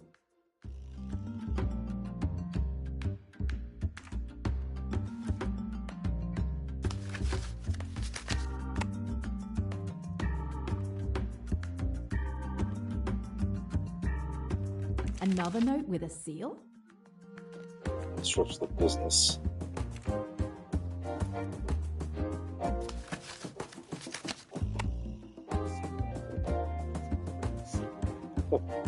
That's what's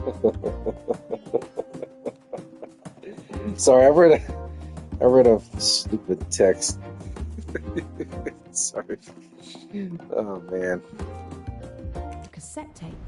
I need to find a way to listen to it.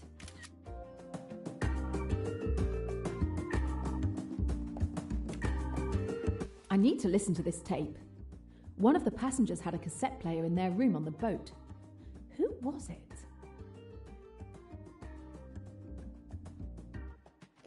I think it was Tim or you? Tim Hayashi.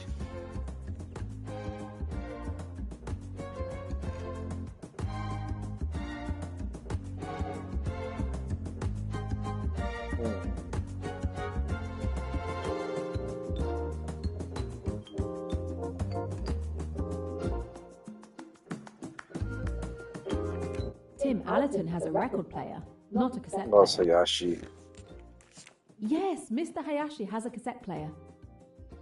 I'll ask him. He had the one with the broken needle, Tim. Oh, that was nice of him. With this cassette player, I can listen to Ricetti's tape.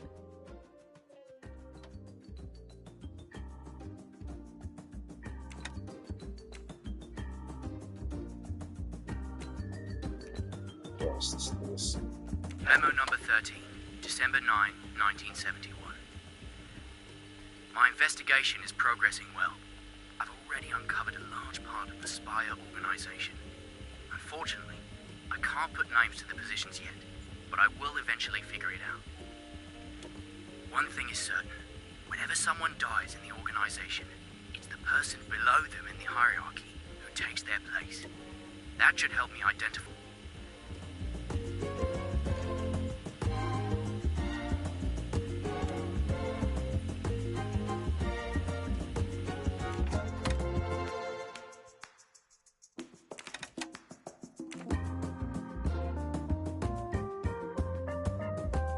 A second tape.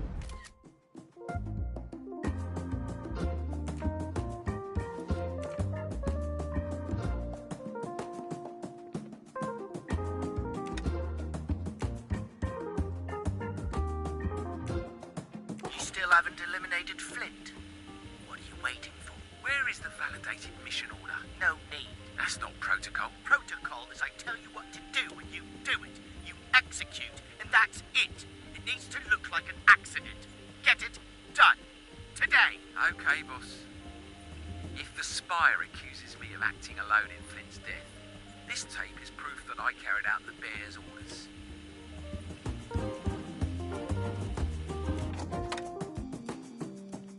Interesting.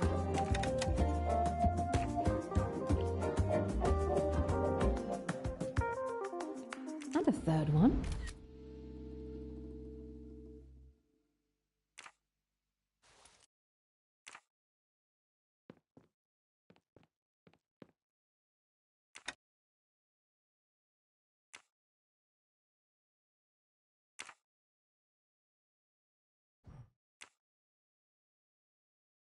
Right, there we go. Play this. Internal note. Logistics are currently slowed at AWL because of the spy in our midst.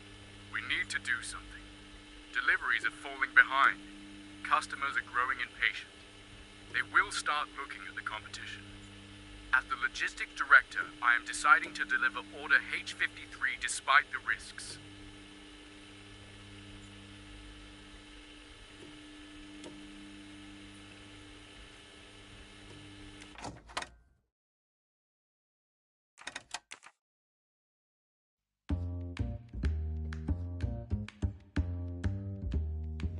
Alright, now I got a lot of stuff to solve.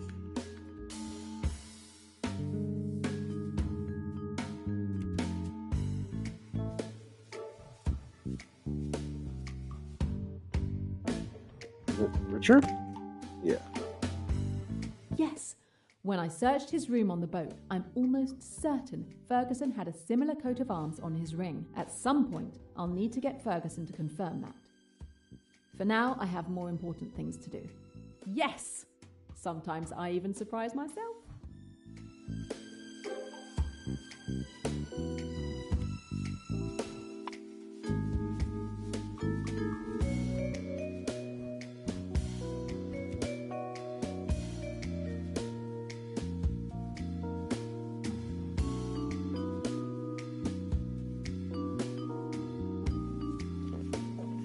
Cornelia?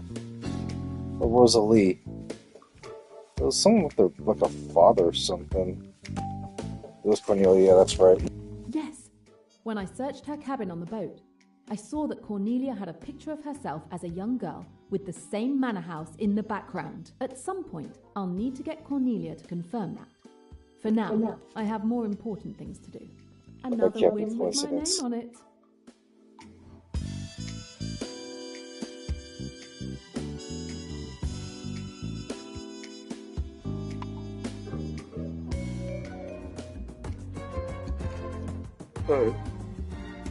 Two more, see. Internal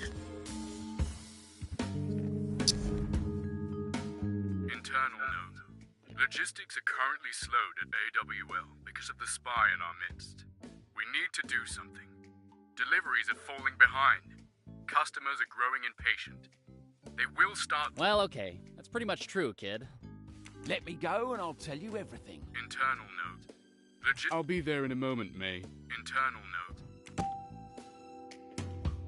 That's Kapoor's voice.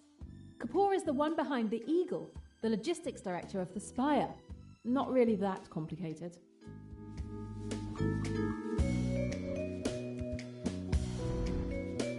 You still haven't eliminated Flint. What are you waiting for? Where is the validated mission order? No need. That's not protocol. Protocol is like... Do what you think is necessary. You still haven't eliminated Flint. Don't worry, miss. You still haven't eliminated... Do what you think is... That's Ricchetti's voice. That means the bear ordered Ricchetti to kill someone named Flint. And Ricchetti killed him and made it look like an accident. Test passed with flying colours.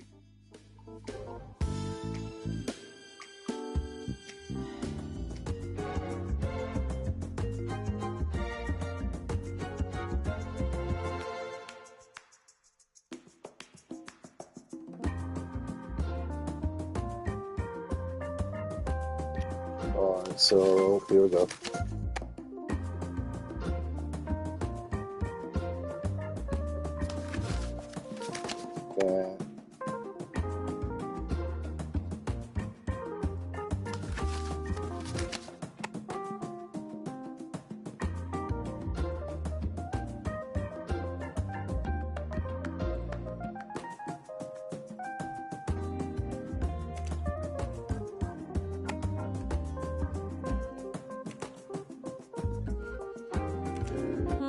No.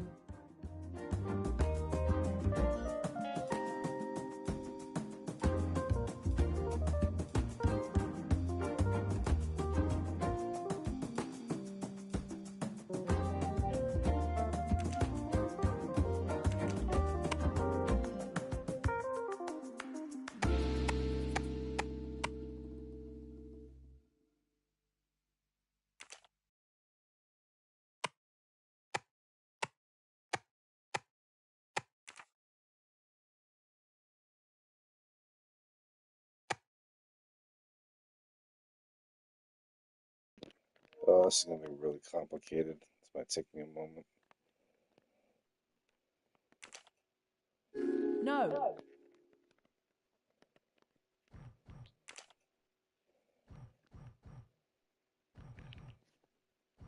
Oh, shit, this guy.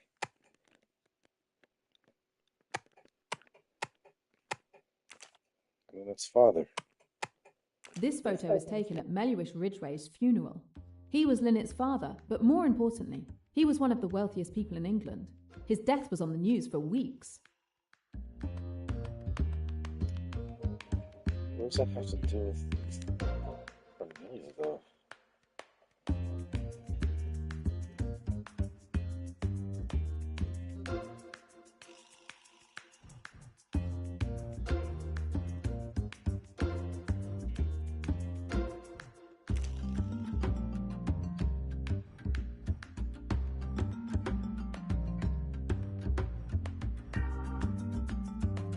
Oh, wait a minute. No. It's the same walking cane. I can't be mistaken. Melhuish Ridgway is the man on that throne and behind that mask.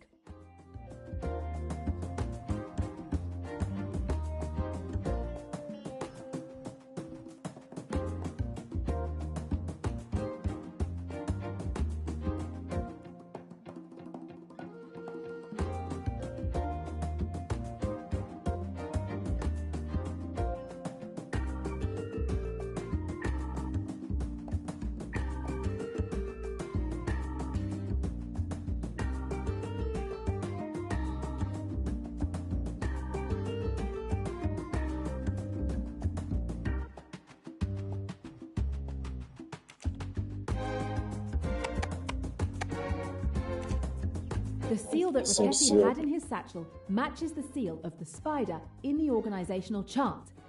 This confirms that Riquetti was indeed an enforcer for the organization, but more importantly, it shows that each position in the organization has an assigned seal.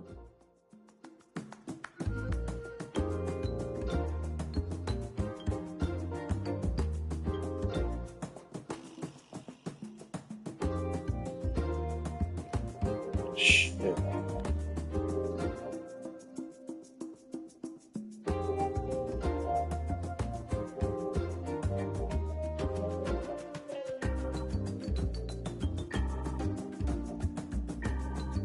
Oh, so Riquetti didn't want to kill Flint to begin with.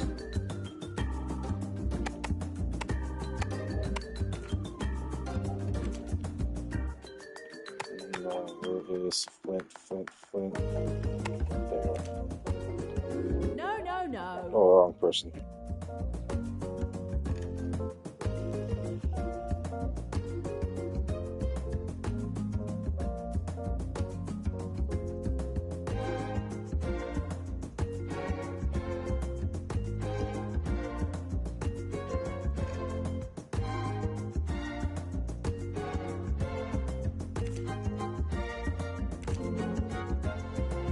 Of course.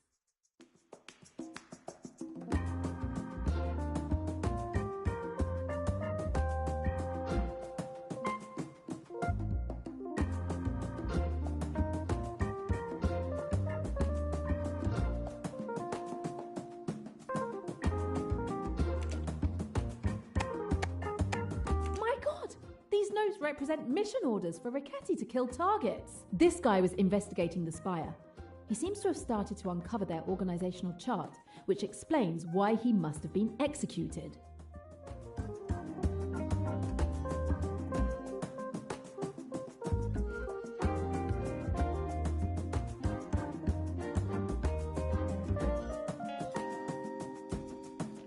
So would that be similar to Emmy Dunn's?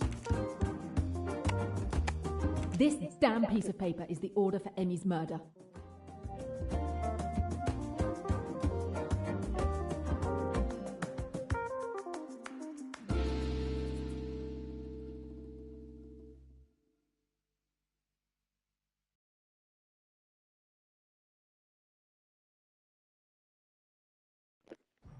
Hold on. The king has a... Where is it at? Is that the crown symbol for the seal? The seal. Let's see. Where's this? No, not there. Where's? I saw something. Here it is.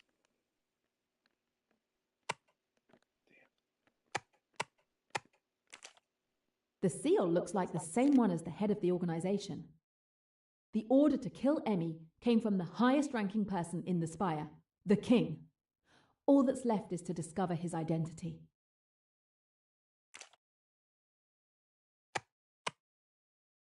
And again, that same seal.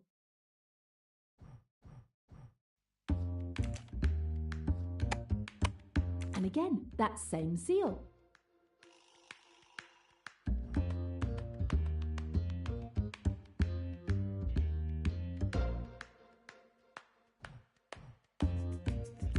Logistician.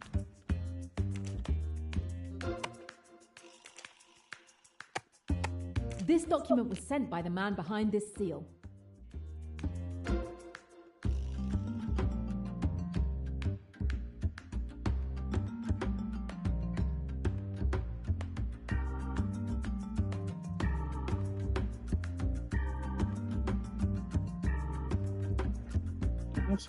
This Hercule. The mission order for Tyrone's execution.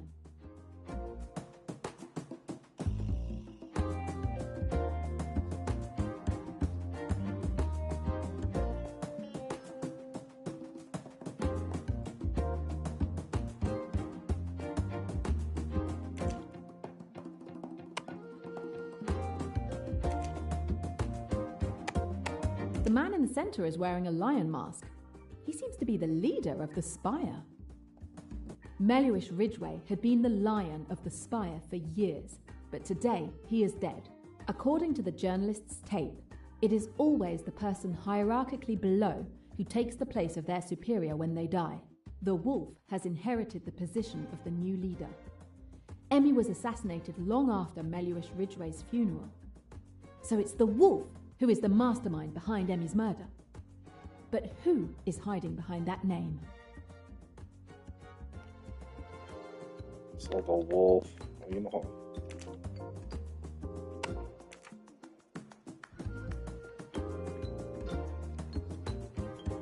Damn.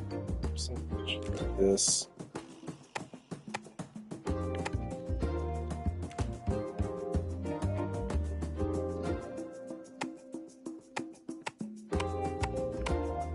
He's missing an arm. No.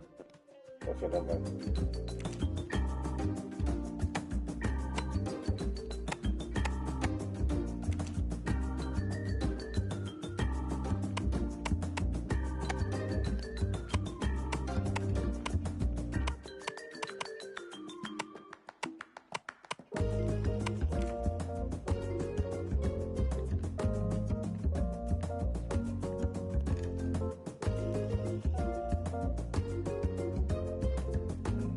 It's not bad.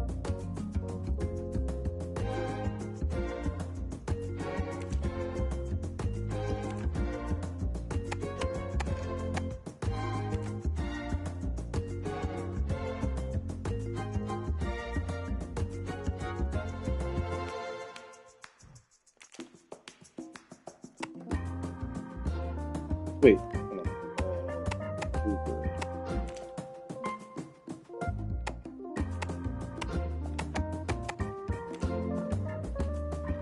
Bravo. It was kind of slick.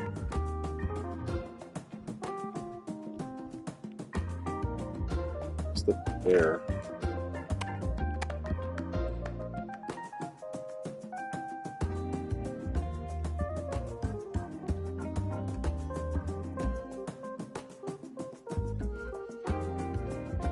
Is that the guard?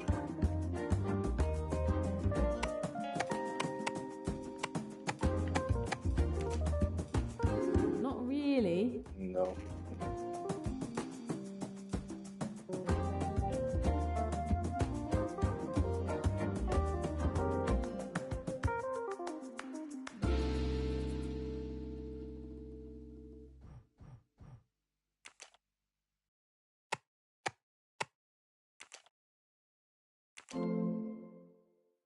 Well done.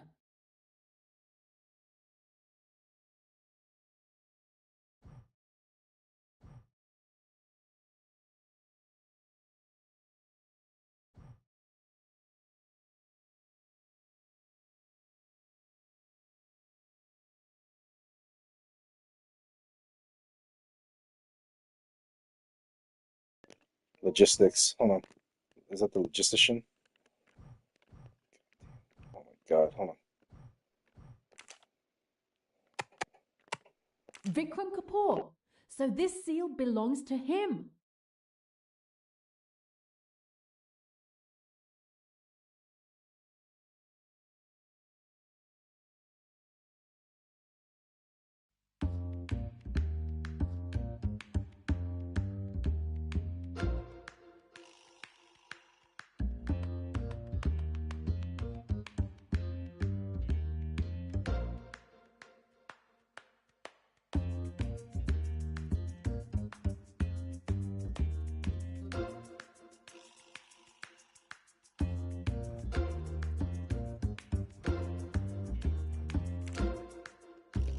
The marketer is the squid.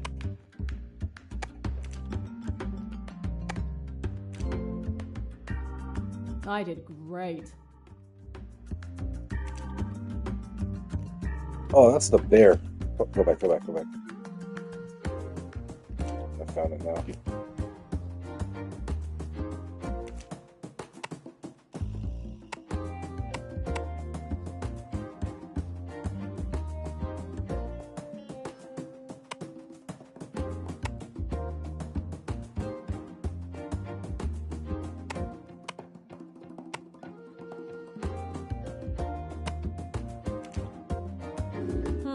No.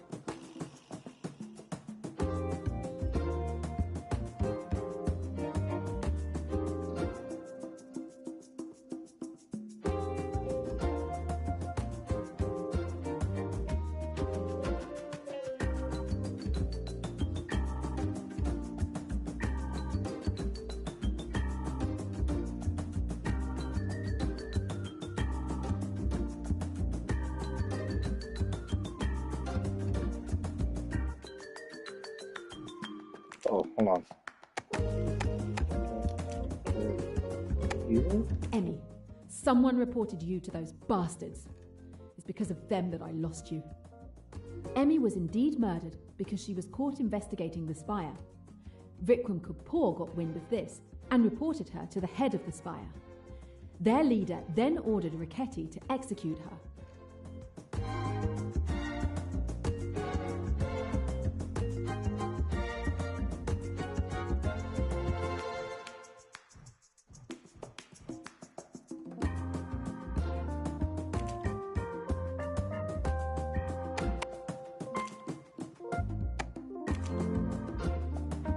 All right.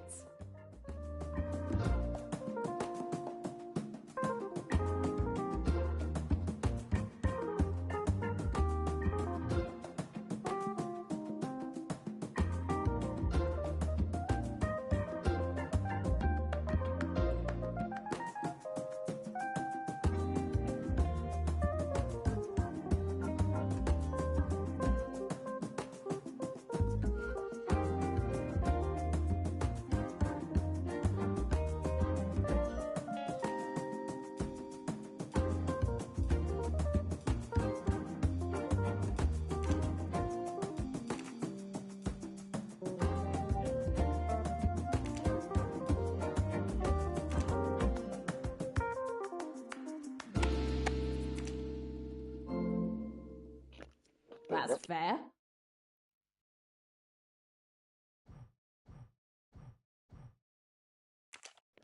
So, Riquet's the bear.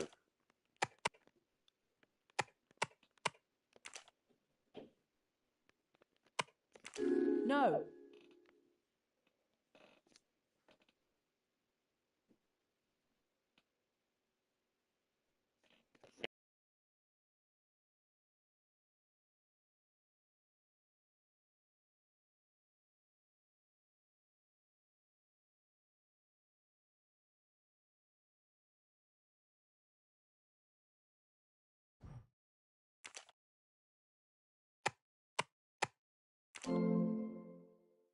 I did great.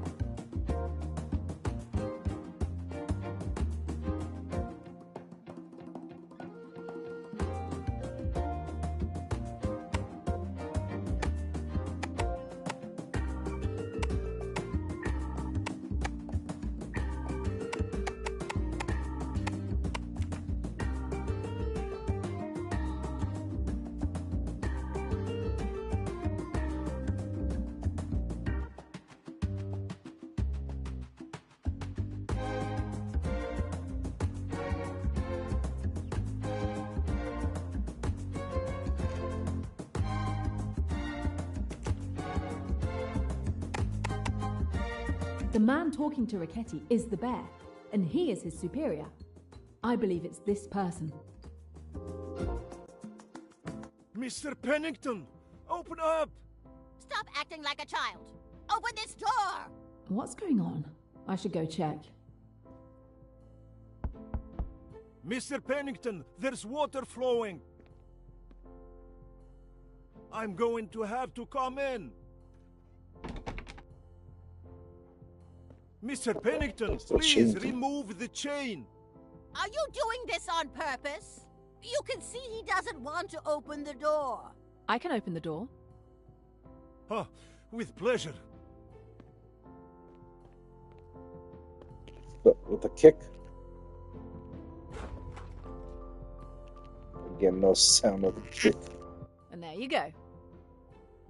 I'm going to go check. Yes, but you won't see anything.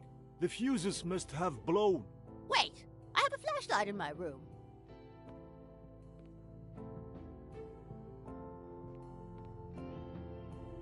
Here. Thank you. Yeah, Stay that's here. big ass I'm going to flashlights check. back in the day.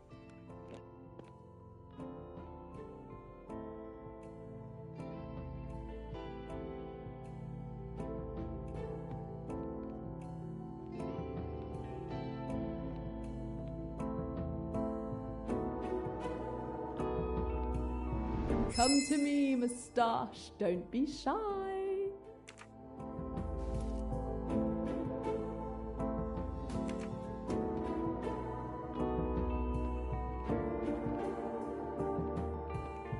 Oh, crap.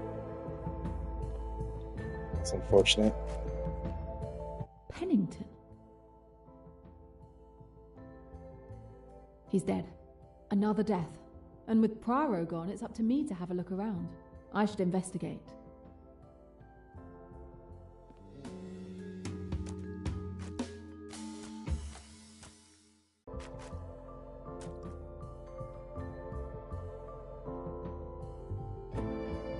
jaguar tattoo. That reminds me of something on my clue wall. We'll just take a photo of it.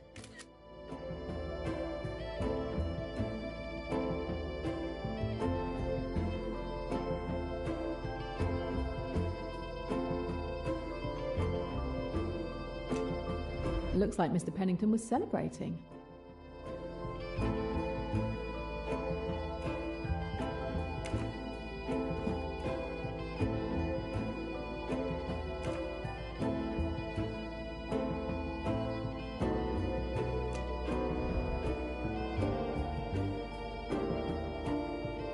The wall lamp that fell into the water must have caused the short circuit that blew the fuses in the room.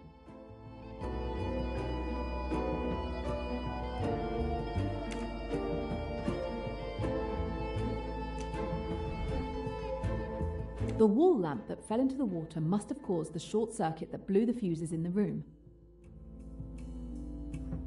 The screw that held the lamp to the wall is unscrewed. I don't see how the lamp was attached to the wall. Someone loosened it. The electrical wire unraveled when the lamp fell into the water. The murderer clearly couldn't have gone that way.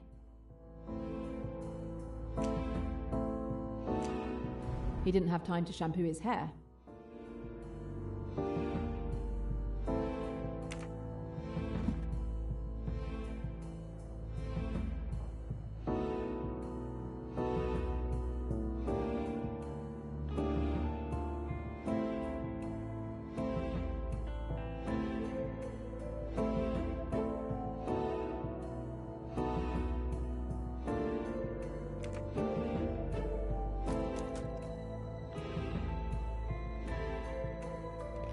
What was here?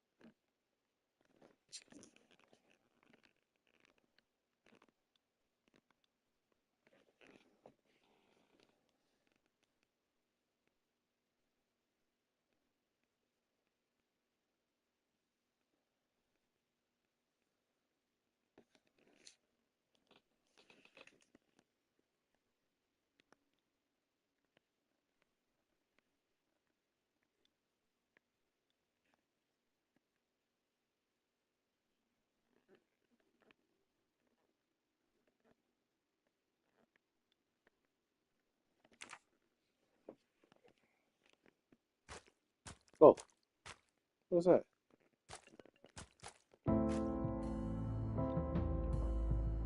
A fishing line with a knot. Somehow, I don't think Pennington was planning to fish for something in his bathtub.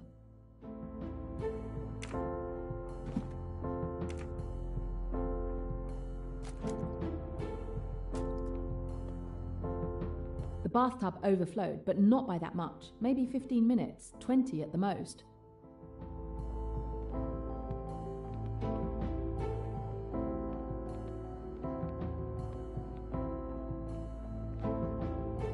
Okay, Jane, clues. Look for clues. Oh, another one.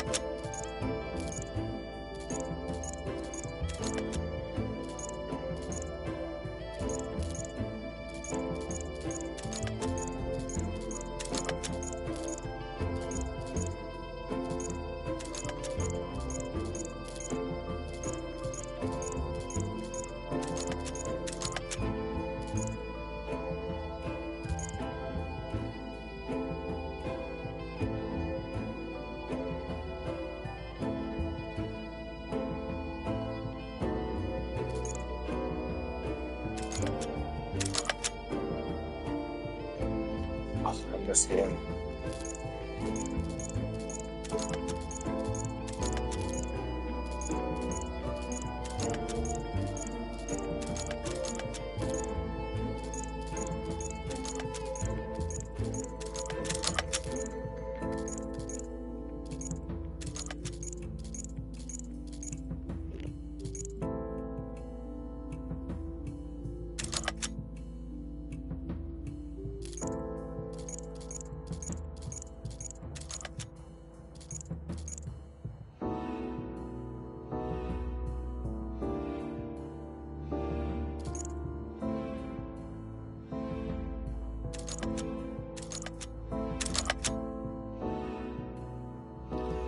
So it's the second and third one.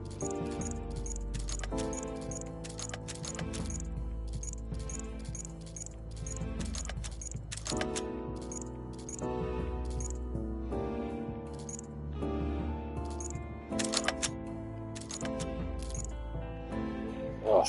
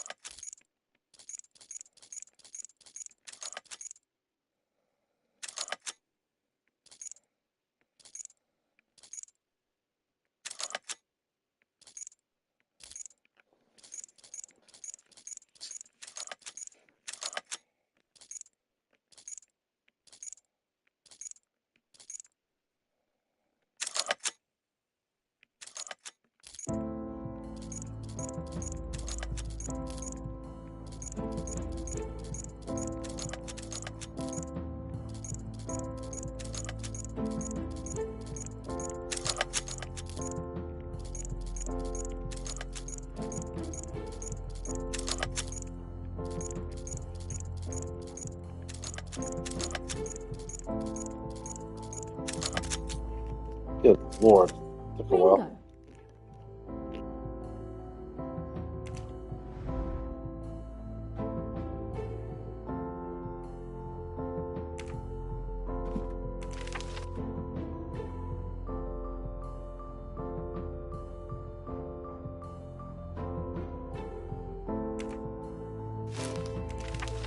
Wait, no way!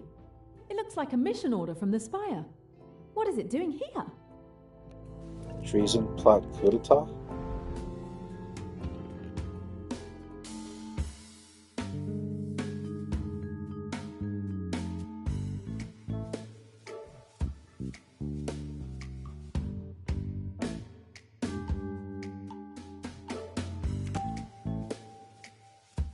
Pennington has a mission order to kill issued by the Spire. He was part of the organization? This changes everything. We'll hang on to this for now.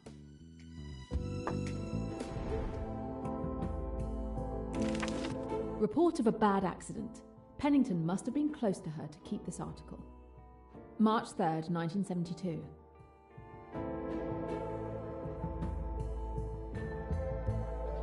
So, car crashed into a tree on Buckland Road near the viewpoint. Emergency services were unable to save the victim, who was identified as Isabel Flint, 52-year-old photographer. Toxicology reports revealed no drugs or alcohol. Oh, this is the one that said that they tried to make it look like an accident. Okay.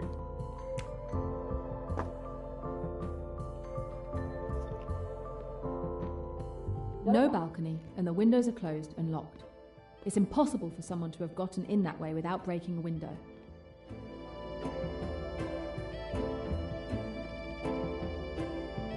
I saw that you stopped the leak. Thank you. And Mr. Pennington? He's dead. Dead? This tour is cursed. What? He's dead? But how? I don't know yet. You're a detective. You must find out what is going on.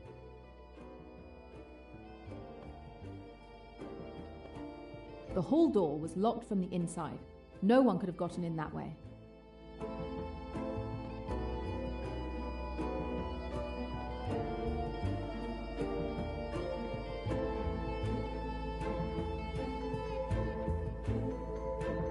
Should I call the police? No, not yet.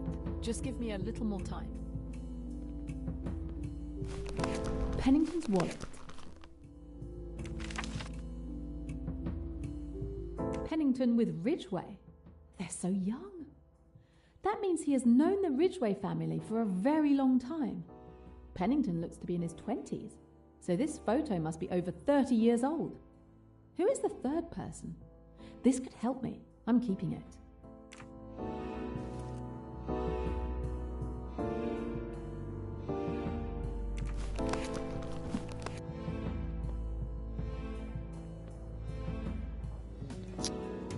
Okay.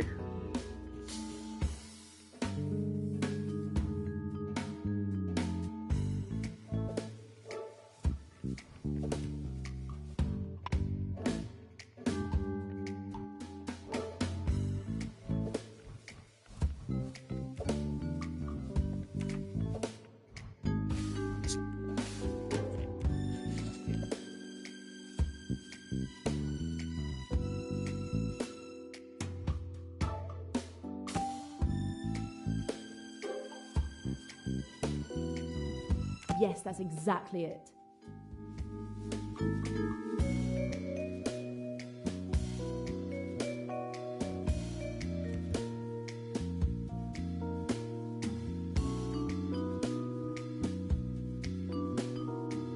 Unfortunately, this can't be right.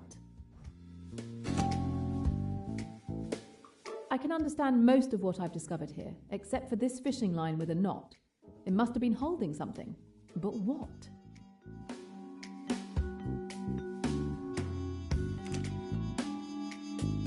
Damn!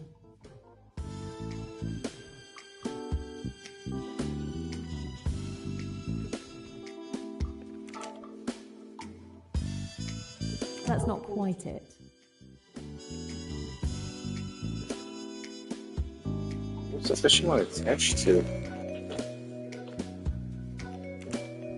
No, that doesn't work. Come on, Jane, you're almost there.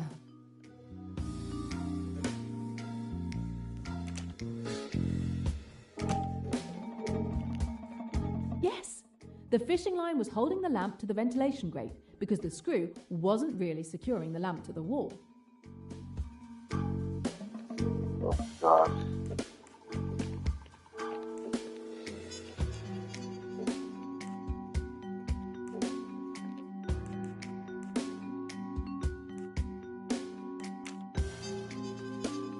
This will be last for sure.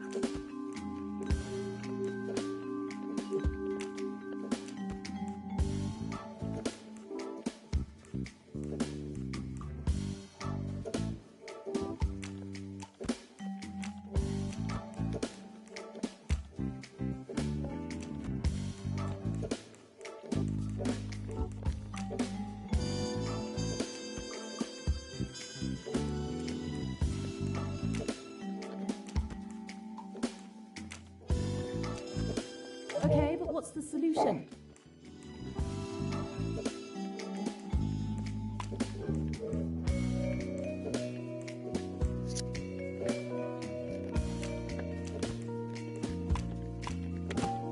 There we go. It is bizarre, but clear. I'd better check in with the receptionist. That one's for you, Emmy.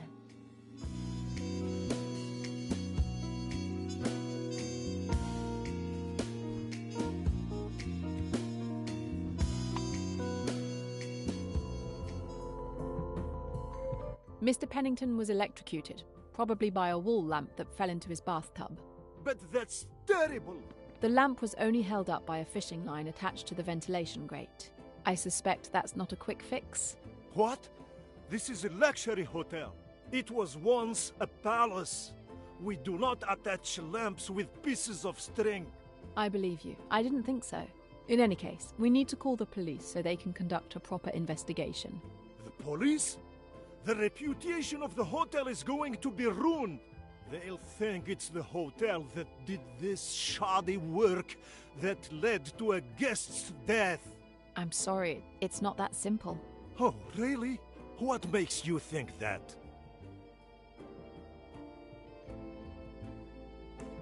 Let me explain. The screw that held the lamp was 3/4 unscrewed, so that it wouldn't hold the lamp by itself. The screw allowed the string to be attached to the ventilation grate. It was premeditated. This is a cleverly crafted trap. I can say with certainty that Pennington was murdered. A murder? So the killer entered the room to cut the string?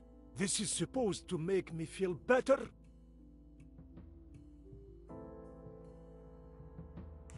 It's room. locked up. This part remains a mystery. How could they cut the string without entering the room? I'll find out. But in the meantime, we need to notify the police. No, please. They'll conclude it was an accident caused by our establishment's negligence. They would never believe such a complicated explanation. I don't want to end up in prison. It won't come to that, I promise you. We must notify the police. But while we wait for them to arrive, I will do my best to unmask the murderer. Oh, thank you. I guess I'm counting on you. I'll start by questioning the neighbours. They might have seen or heard something. But I also discovered some extremely interesting information that will go on my clue wall. I have a lot of work ahead of me.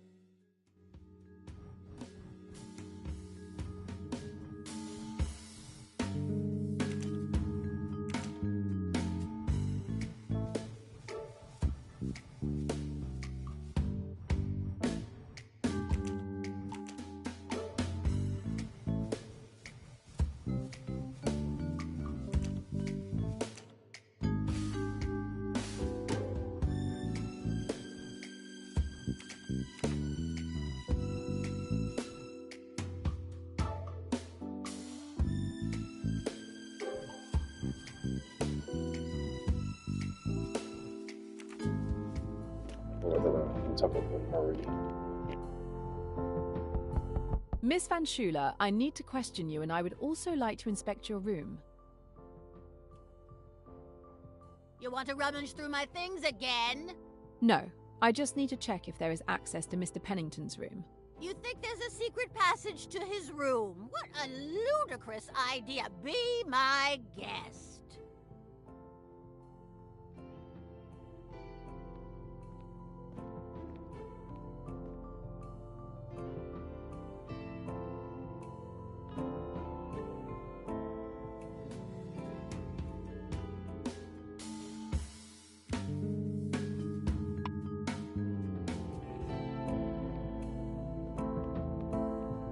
No passage or any other way to enter Pennington's room. But I really did... Well hidden, but not quite well enough.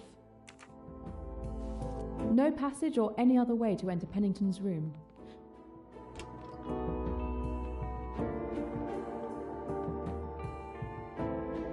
No balcony. As I suspected, the murderer couldn't have entered Pennington's room that way.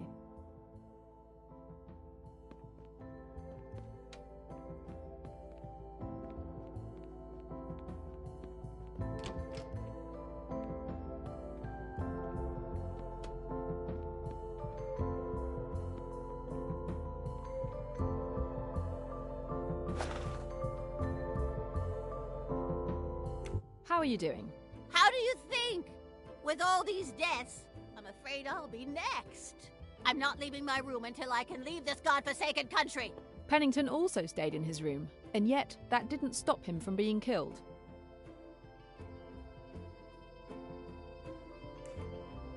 Can you tell me what you were doing before Mr. Pennington's death? Yes. After dinner, I came back to my room at the same time as Mr. Ferguson. I didn't use a secret passage either. Yes, I saw you. I wanted to complain at the reception because I was missing a towel. When I went out, I saw a puddle of water in front of Mr. Pennington's door. I went down to inform the receptionist. He came back up with me. Then you arrived. End of story. That's clear. Thank you.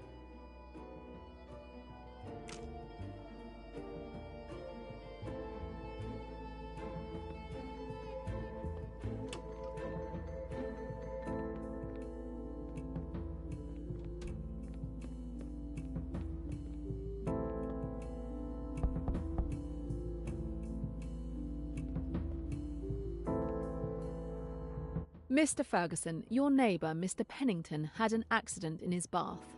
Was it serious? He's dead. An electrocution. I'm trying to understand the circumstances. May I come in? I will need to question you and would also like to inspect your room. No, I don't think so. You already searched my cabin on the boat. What do you hope to find this time? No, it doesn't matter. I'm not going to let you do that again. May I at least ask you some questions? If you must. You still don't want to let me check your room? No, and I don't want any fresh towels either. Tell me about your evening. I came back to my room after dinner. I haven't gone out since. I needed to be alone to collect my thoughts after this eventful day. I heard a huge crash a few minutes ago. That's all I heard. The crash was probably me opening Mr. Pennington's door. Oh, the subtle detective approach. I see. Anything else? No. When we were on the boat, I saw your signet ring in your cabin. Could you show it to me again? Why would you want to? I don't see any connection to your investigation. No way! Your reaction is strange. One could almost say it's suspicious. Do you have something to hide? Nothing. This is ridiculous. And go kick rocks.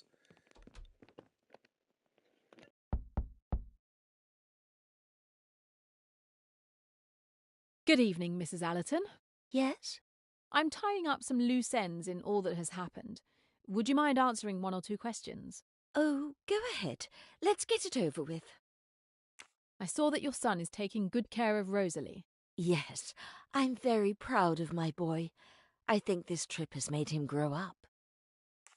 I'm afraid Mr. Pennington is dead. Another death? I thought once we left the boat. How can this be happening? You didn't know he was dead? No, I haven't left my room since I came back from dinner. I didn't know anything about it. My goodness, his room is right next to mine. You didn't hear anything? I don't think... No. Wait. There was a fairly loud crash a few minutes ago. Yes, that was me breaking down a door. Oh, I see. Anything else? Besides the neighbours on the other side talking. Thanks. I'm sorry for bothering you.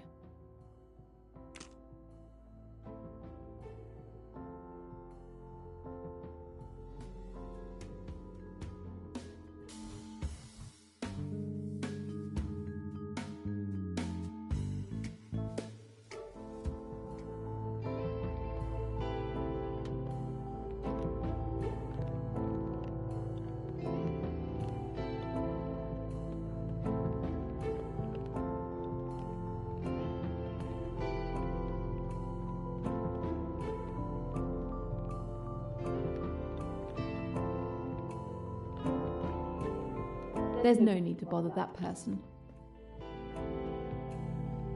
There's no need to bother that person.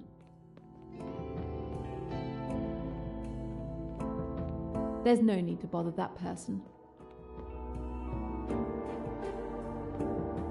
There's no need to bother that person. There's no need to bother that person.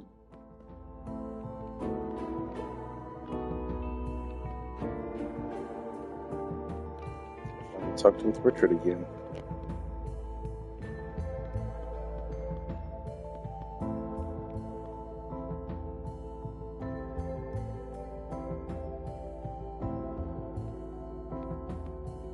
Good evening, Cornelia. I hope I'm not bothering you. Not at all. I was just reading. I have bad news. Mr. Pennington is dead. Oh no! An accident? He was electrocuted. It clearly wasn't an accident. Since Mr. Poirot is not here, the hotel has asked me to look into it. Are you and your cousin going back tomorrow? No. Marie wanted me to accompany her to Thailand, but I've had enough adventure. I prefer to return to the United States. I understand. It hasn't been your average tour. Yes, to say the least. I want to go home. When I searched your cabin on the boat, I remember a photo in your pocket watch. Could you show it to me again? If you like. But why? There's a detail I would like to check. Oh, really? How peculiar. Here it is.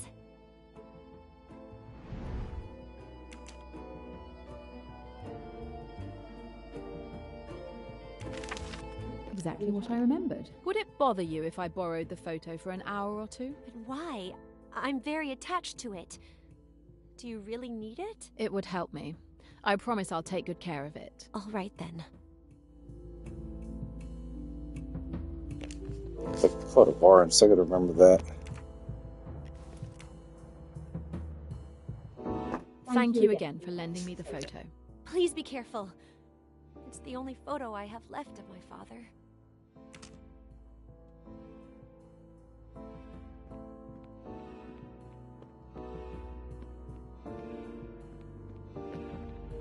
Talk to Richard again.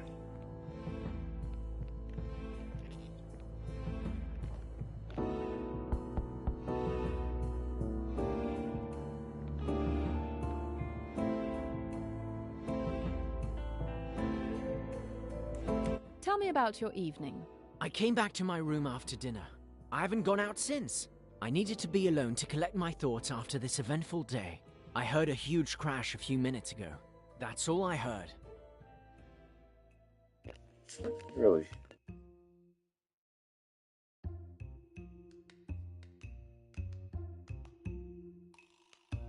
Oh, yes. Were you really alone? Yes, I've already told you that.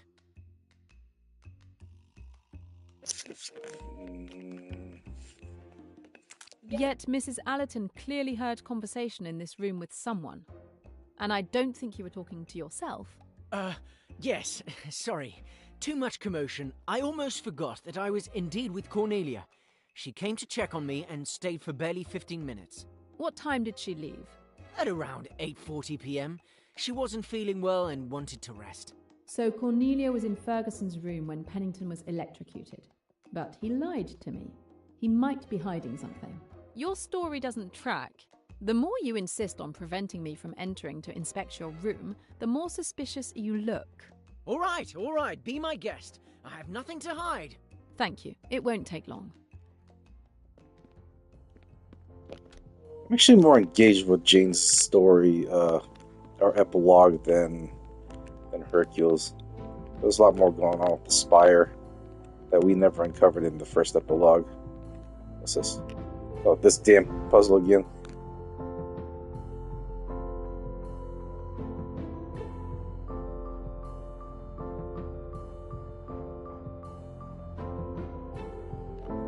Shit, how much was it again? It's jammed. I should inspect the rest of the box.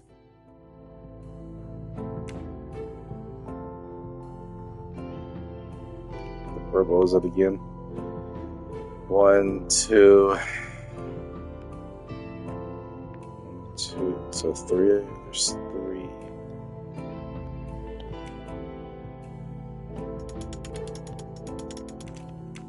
The mushroom. 1, 2, 3, 4, 5, 6. 2, 3, 4, 5, 6.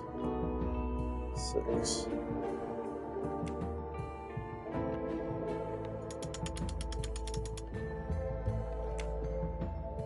The sun has 1, 2, 3, 4, 5, 5.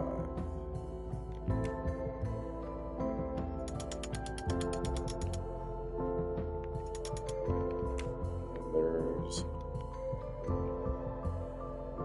1, 2, 3.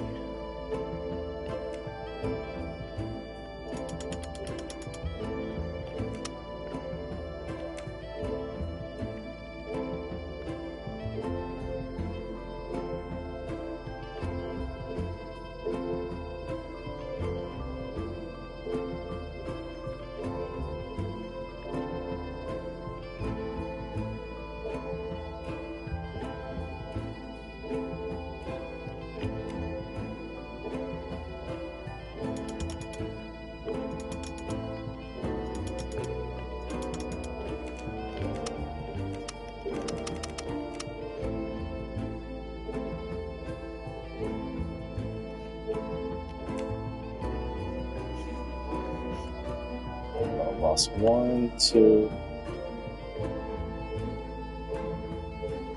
3.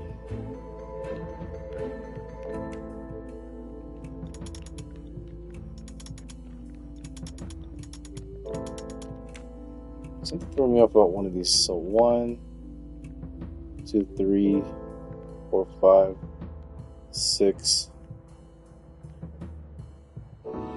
So 7.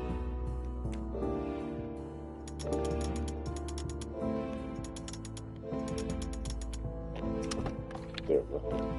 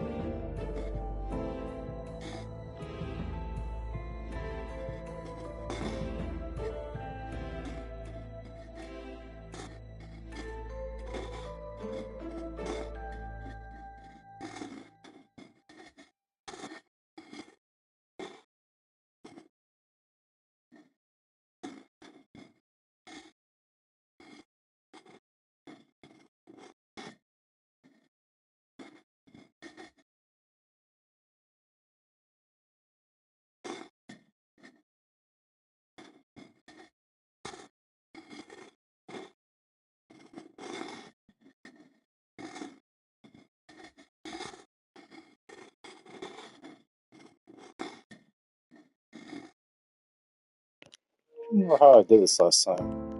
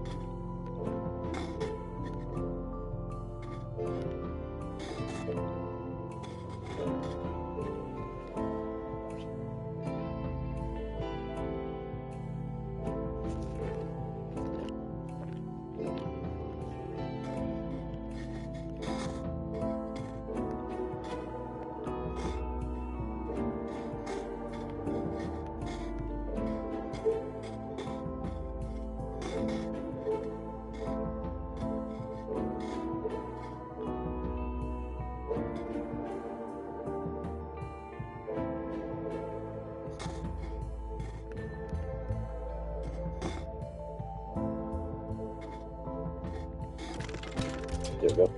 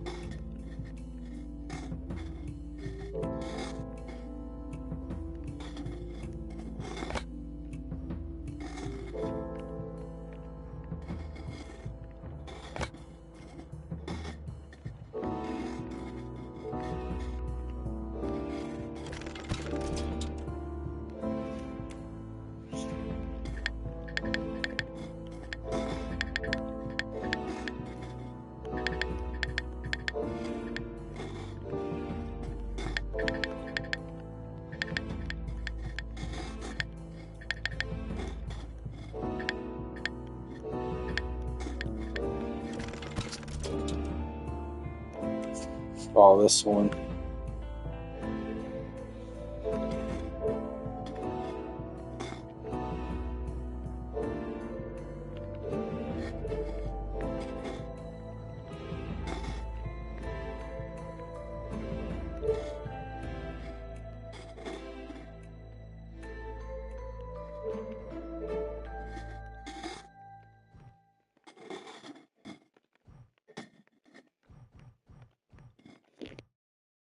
What did I have a hard time last time I did this?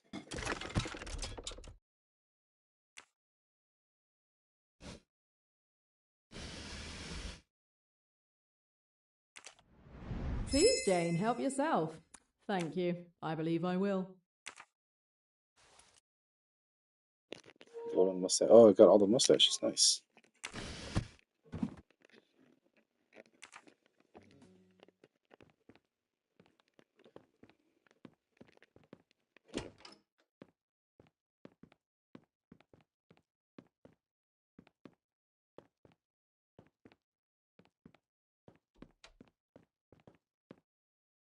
I won't be long.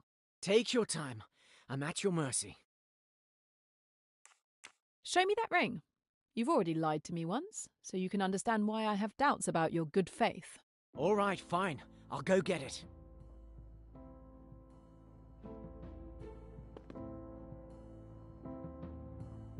Here it is. Happy now? I'm going to draw this coat of arms for my clue wall. So, is this the murder weapon? Are you going to put the handcuffs on me? Not yet, but you shouldn't take this situation so lightly.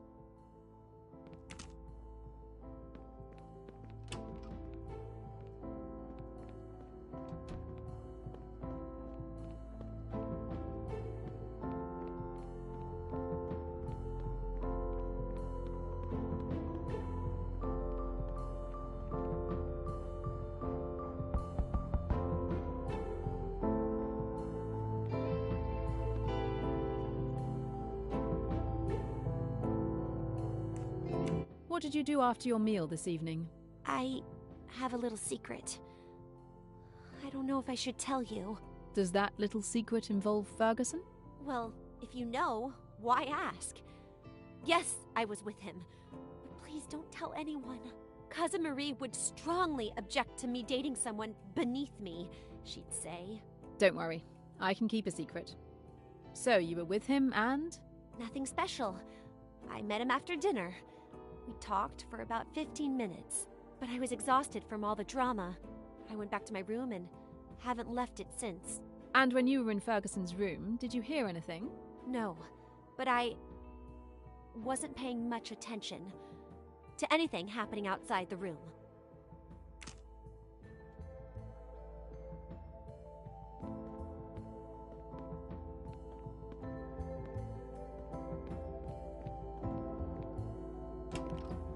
So let me see what we got here.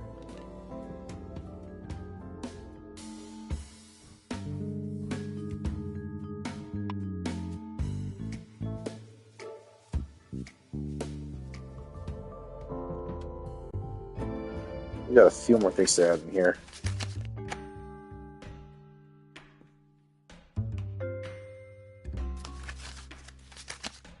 That should be an easy doozy one.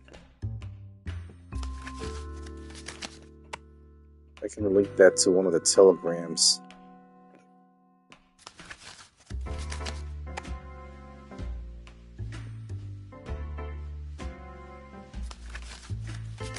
Gotta figure out which code I gotta see which picture that matches up with.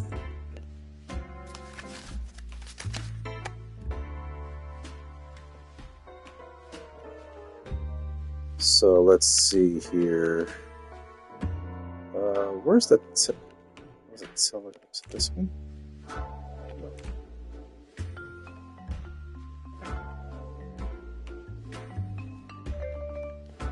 This one can go with that. No? No.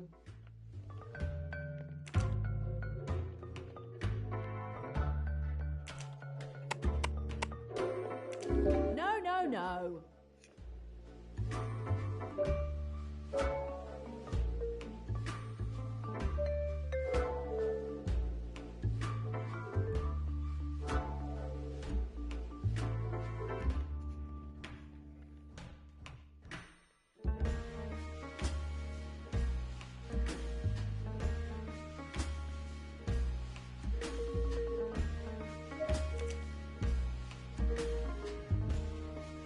Oh, I got you.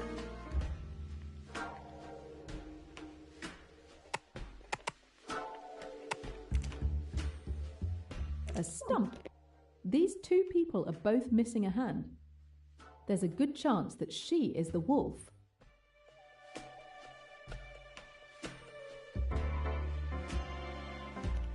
She became the number 2? I mean, she became the king? Or queen, I should say.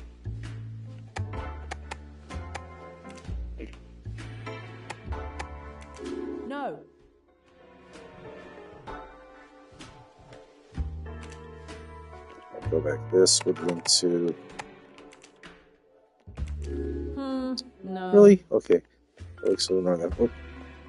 Let's go to that code I almost picked right here.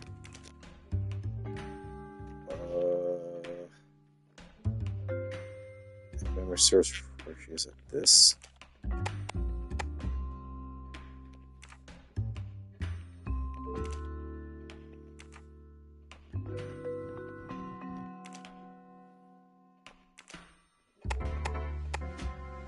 Looks like Ferguson is actually part of the Dawlish family, one of the richest families in England. The spire seemed to be targeting his family.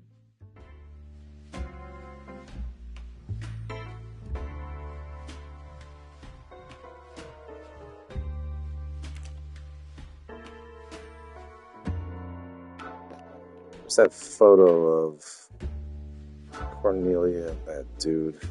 Oh, there it is right there. It's a different one, no.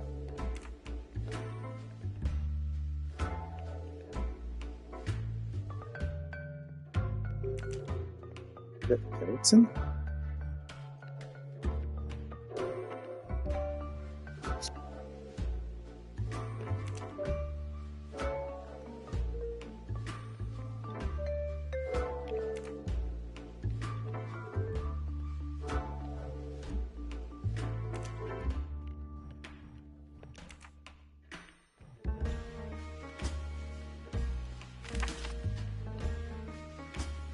The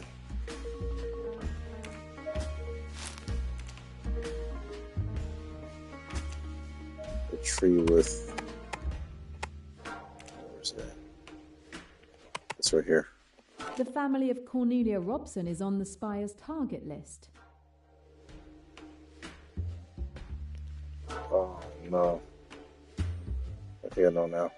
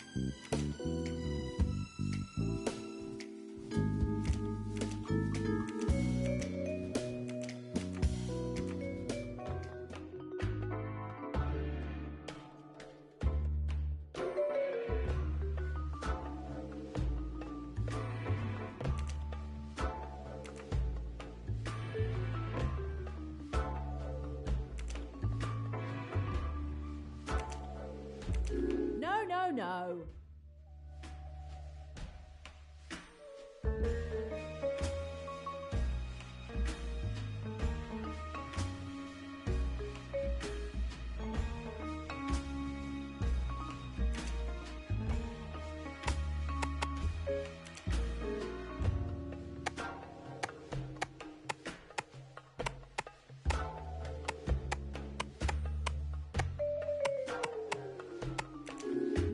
No. No.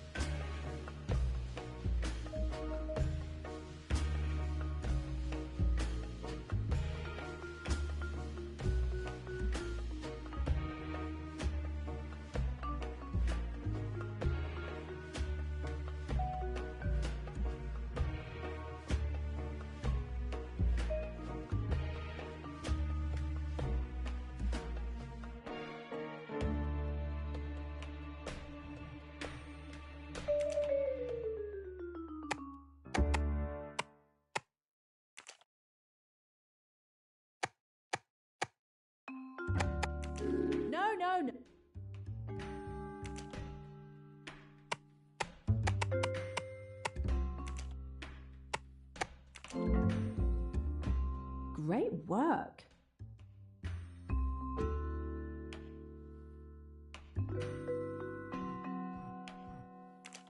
Yeah, the same manner.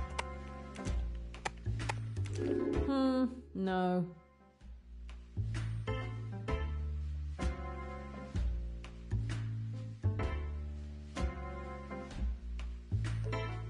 Is it not?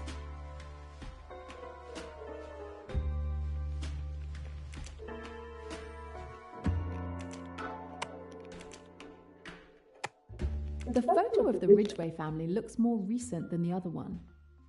While head of the Spire, Meluish Ridgway stole all the assets of the Robson family, including their home. It's fucked up. Okay.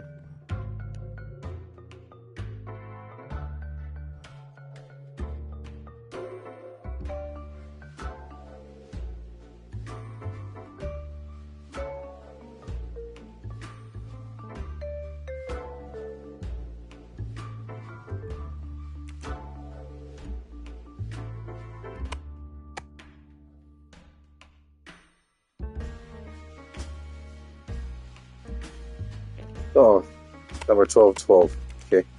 Unlike the other orders, this kill order has all the organization's seals. All of the Spire agree to take down this man for treason. He was therefore killed by Richetti.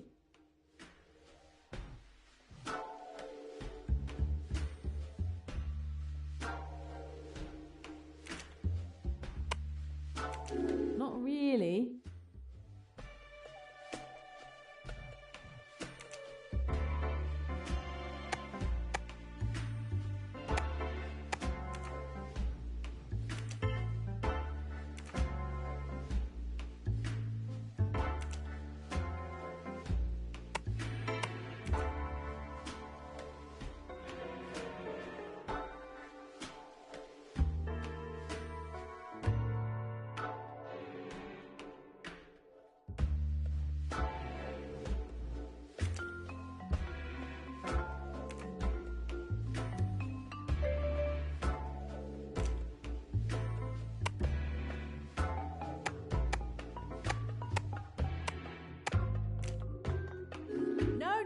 no.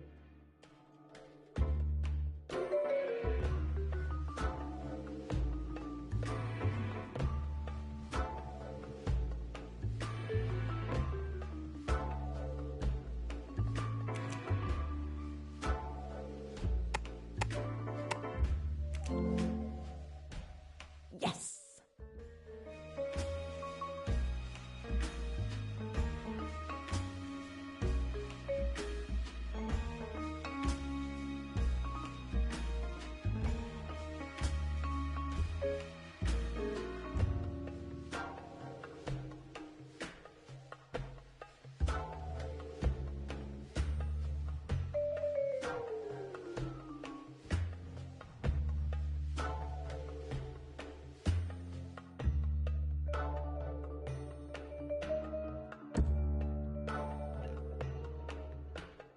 Oh, the symbols? Who's missing?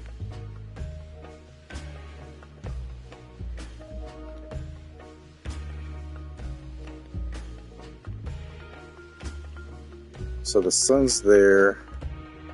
Obviously the crown's there. The key's there.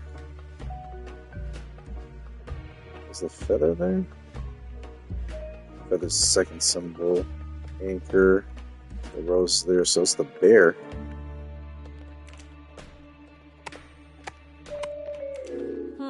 No.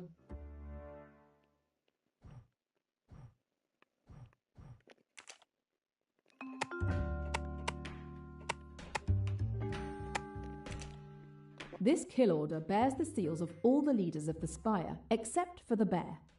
It makes sense, considering he betrayed the organization by killing Flint behind his colleagues' backs. So this man is the bear.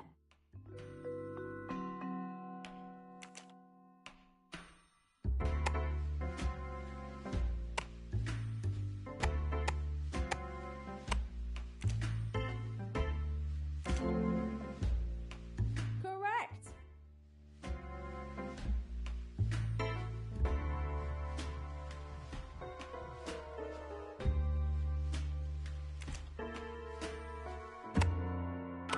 The bear was killed for ordering Flint's death without following the Spire's normal procedures. Sort of topic. Or off protocol.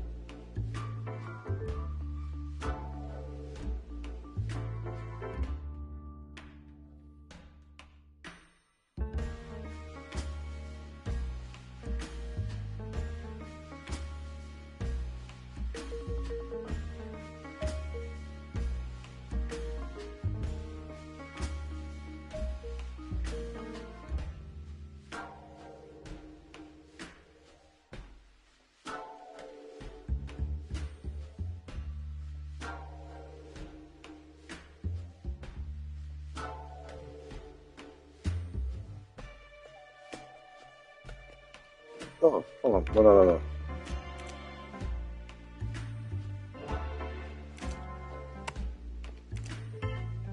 This woman who died in that car accident, she's the one Pennington is holding hands with when they were younger. Pennington seemed to care for her.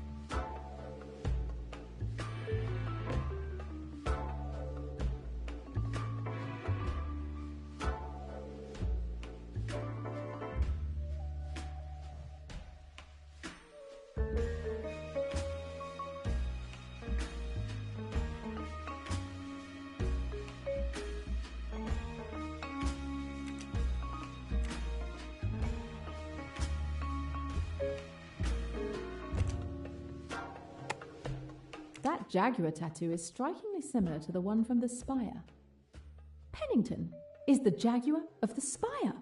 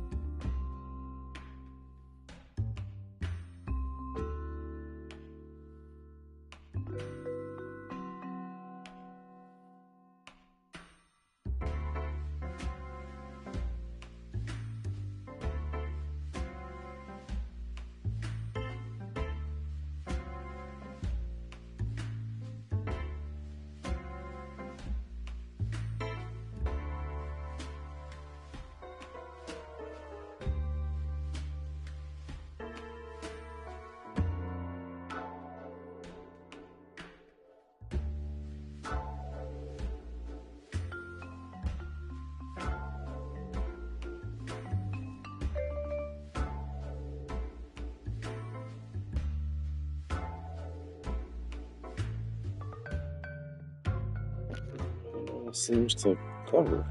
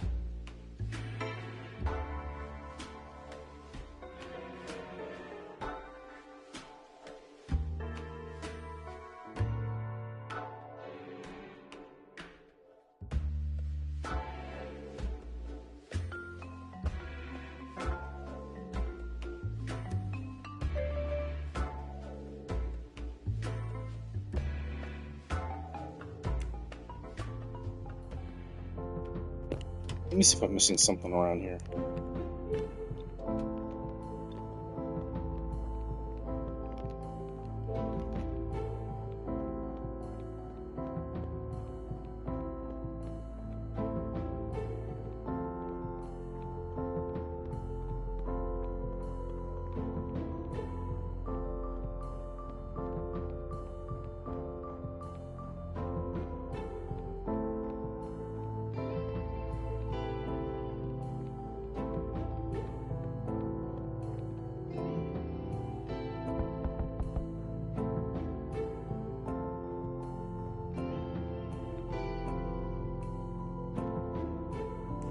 Did you bring back my photo?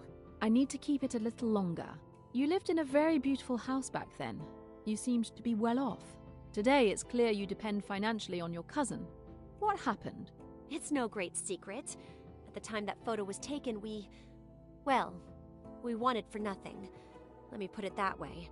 My father made some bad investments. We lost everything. We were ruined. My father died shortly after. It's the only photo I have of me with my father. That's why I care about it so much.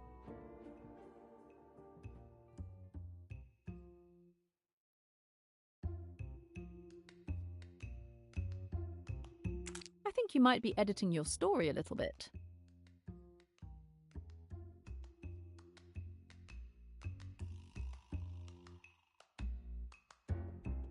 It's not your father who caused your family's ruin.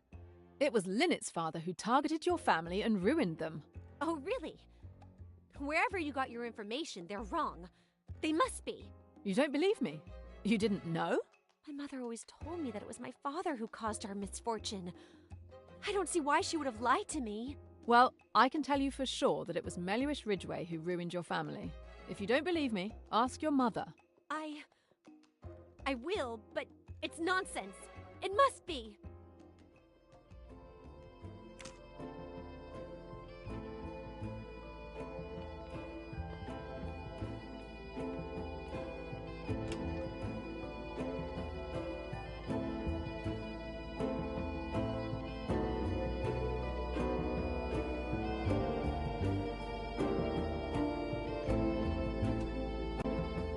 And now I got more information.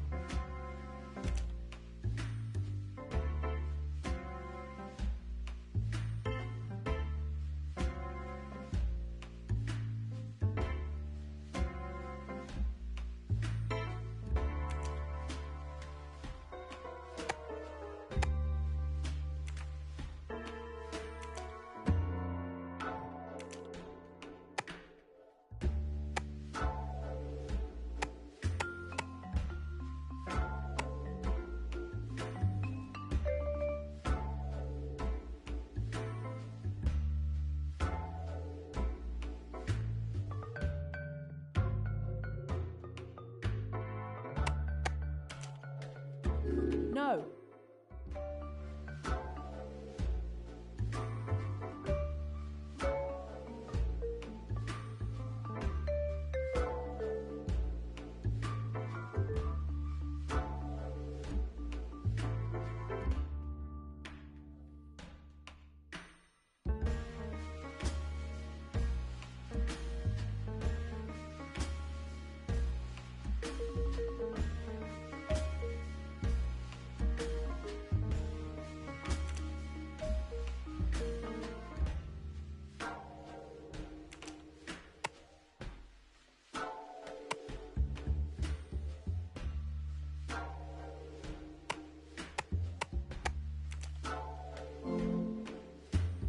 Why not?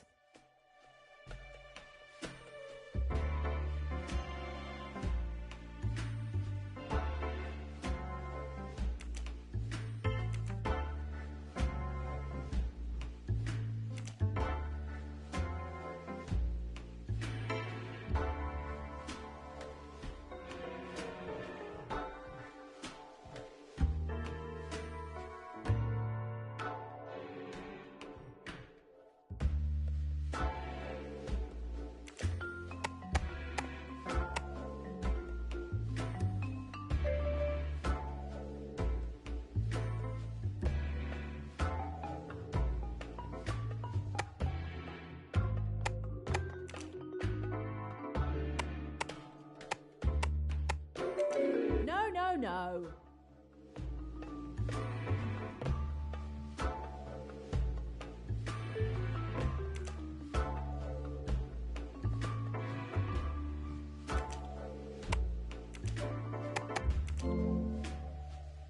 Congratulations.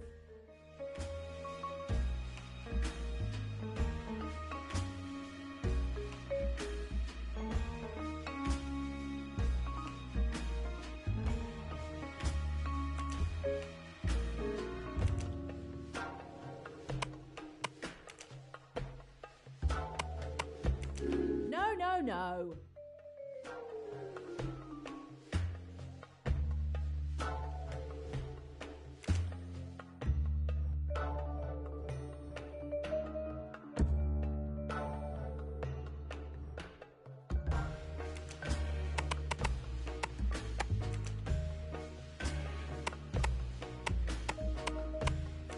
No, no, no.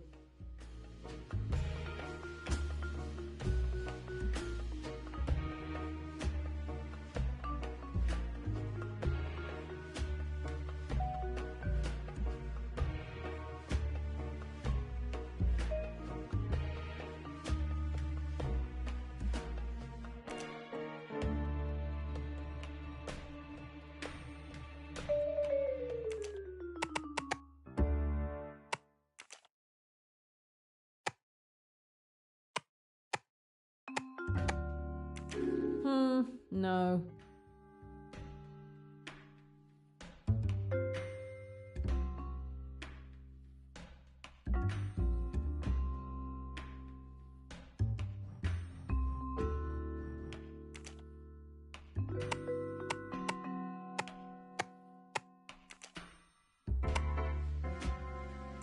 No, no, no.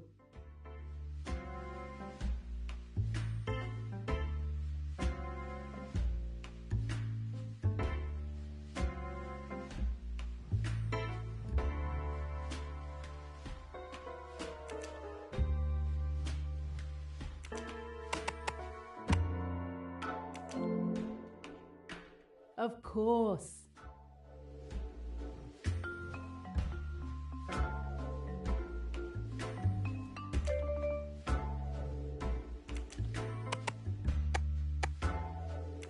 Almost.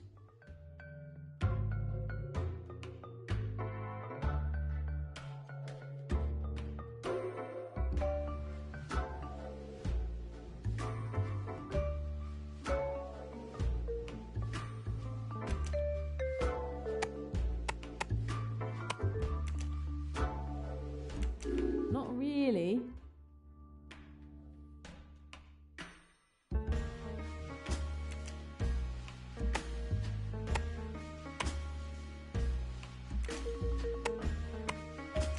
Almost.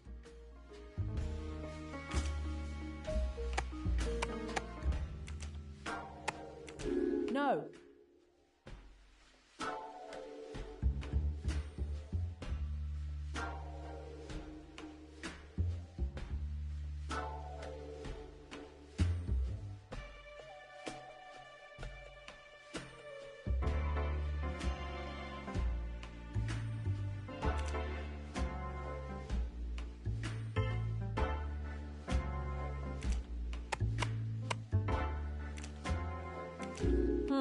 No.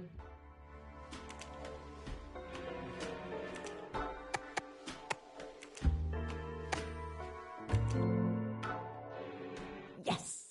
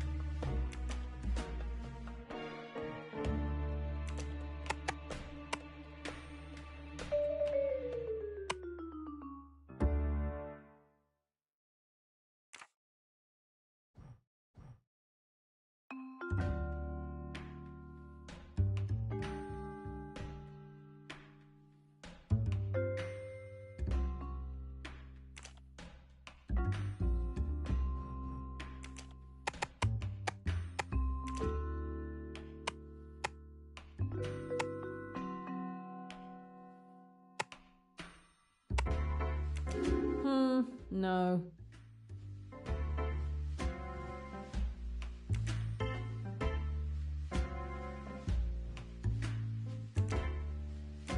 No, no, no.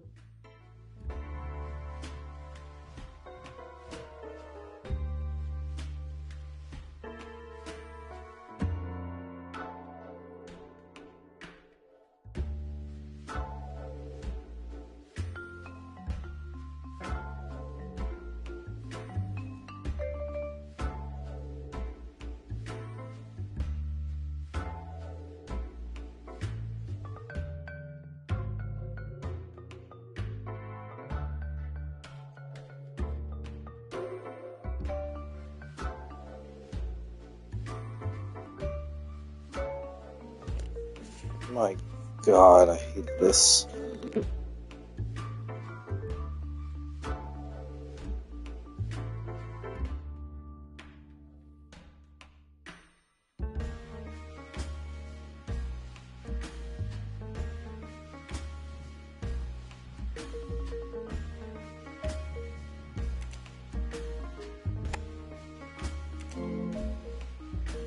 Brilliant.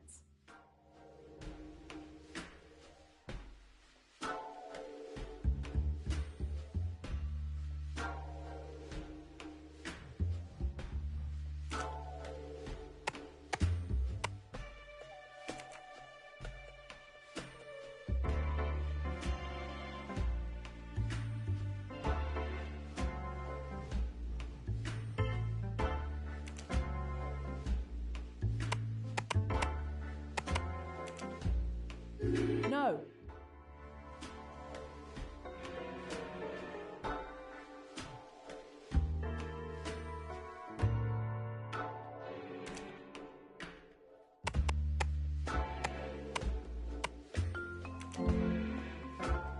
That works.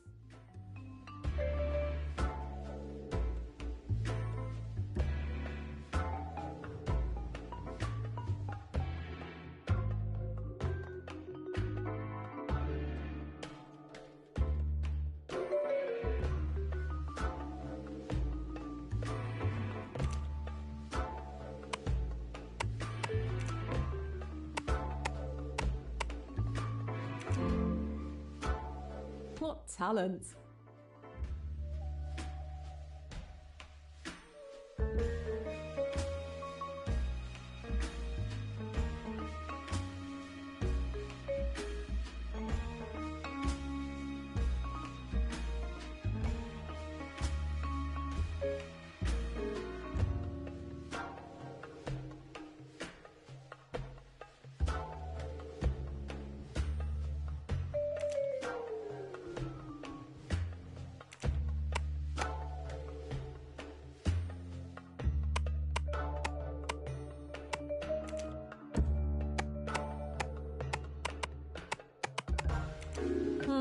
No.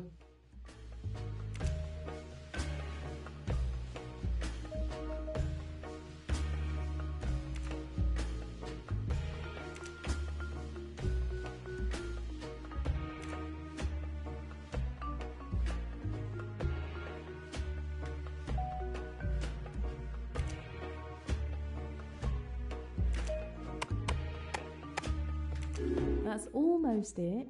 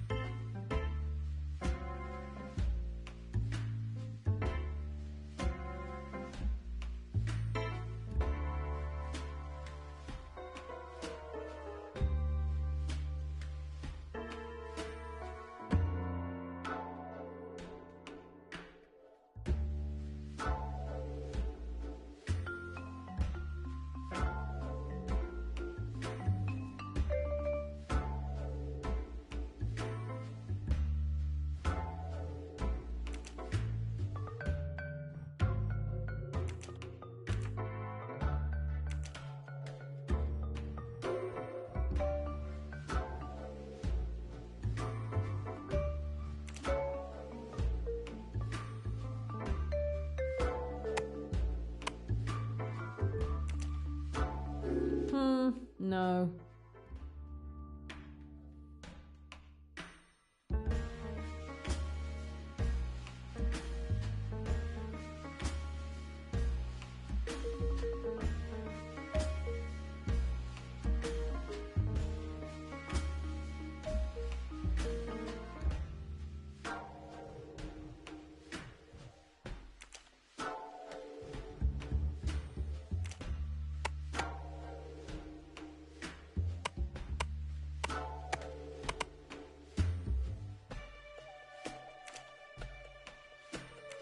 No.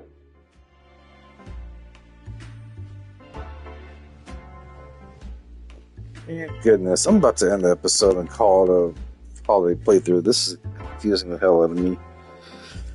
Oh, I'm not going to give up, though.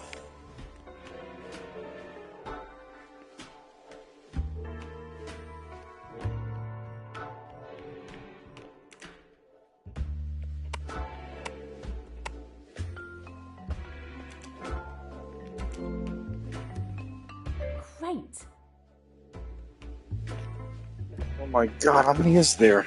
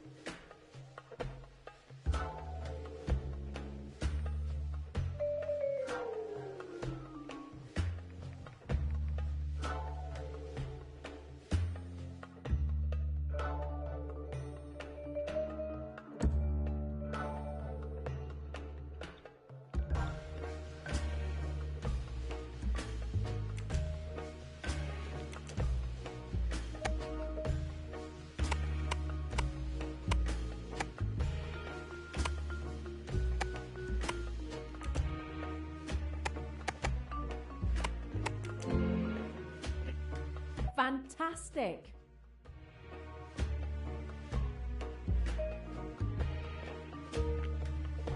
It's time to figure out who this guy is.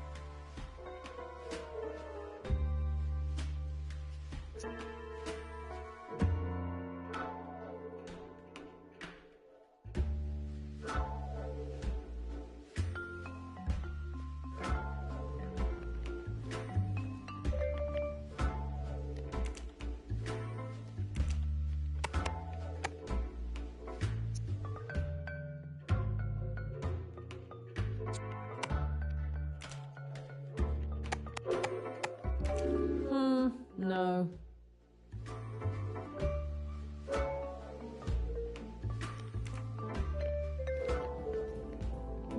See if there's any other information I can get.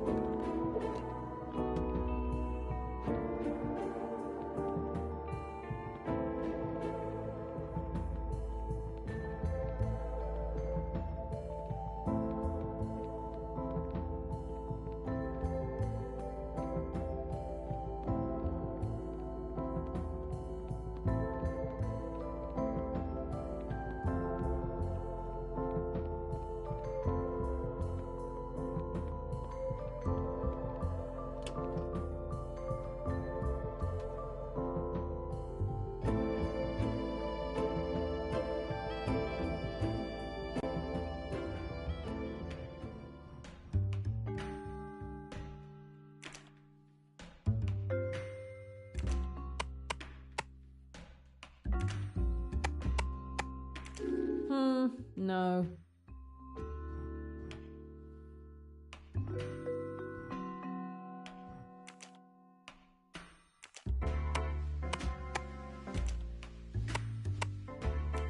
No.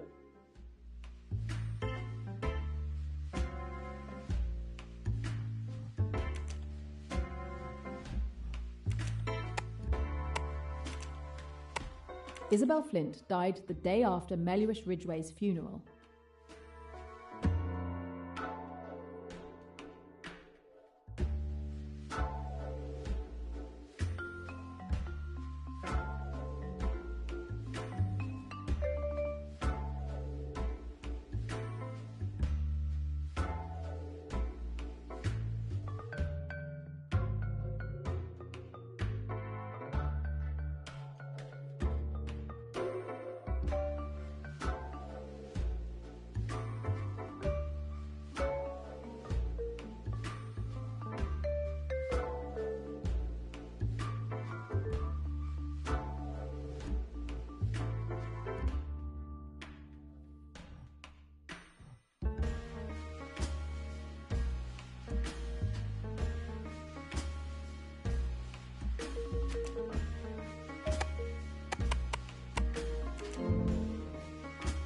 Good thinking.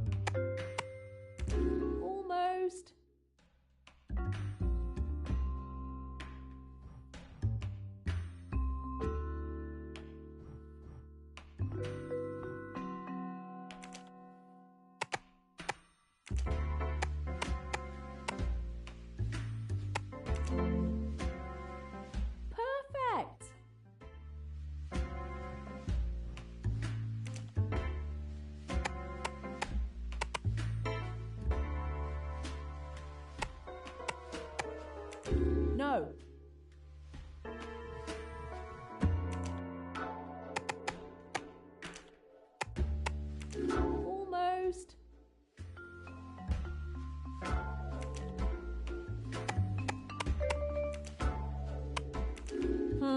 No.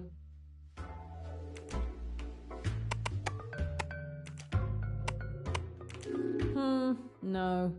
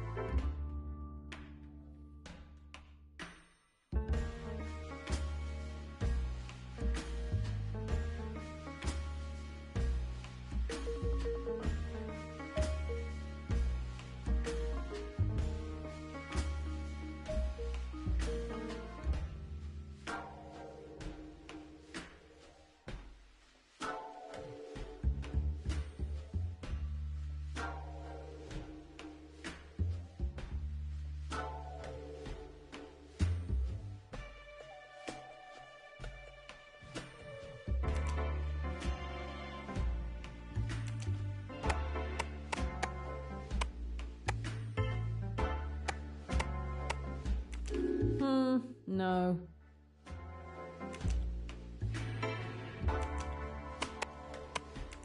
No.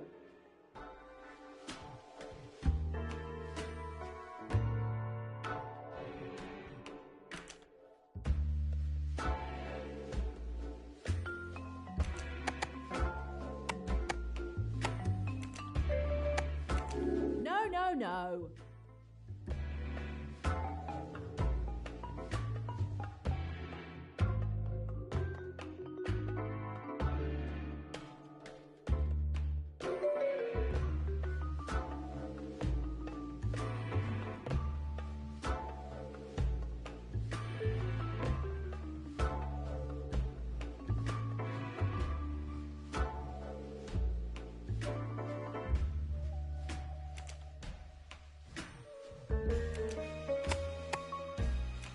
No, no.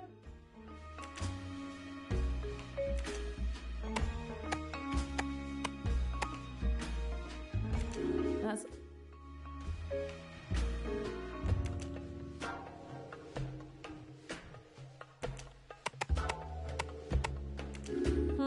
No.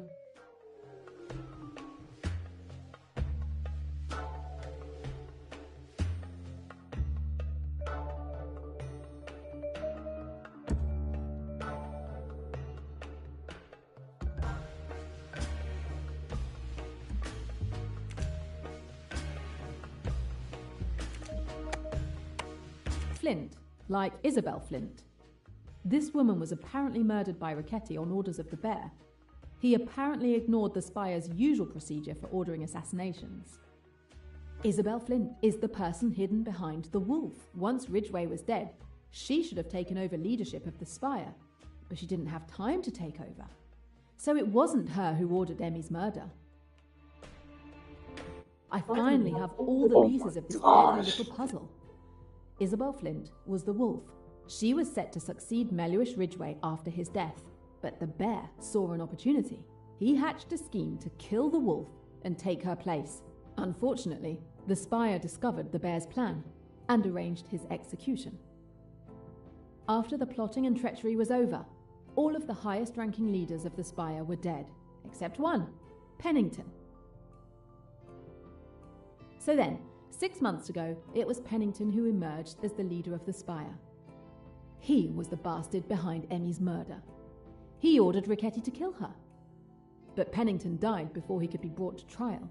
He will never be arrested or judged for his crime, and the truth about Emmy's death will never come out. No, I can't let it end like that. Someone is still out there. Someone who has prevented me from putting Pennington behind bars, and I'm going to find out who that was. The spire ruined Cornelia's family. She knew about it, and if she's aware that Pennington is the head of the organization, that would give her a strong motive for killing him.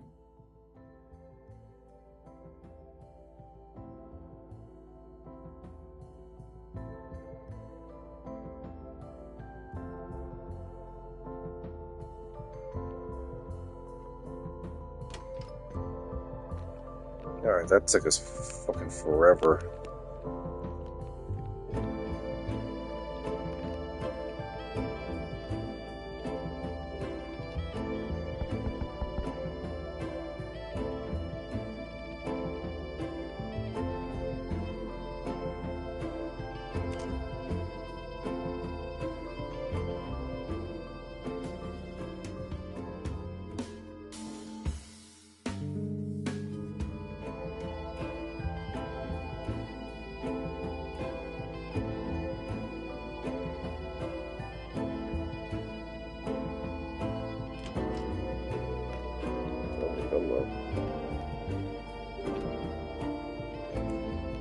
I've uncovered the little mystery of your signet ring.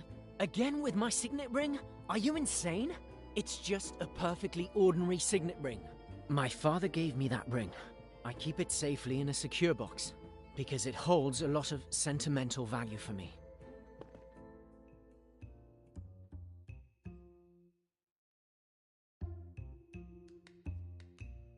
Your signet ring is not as ordinary as you claim.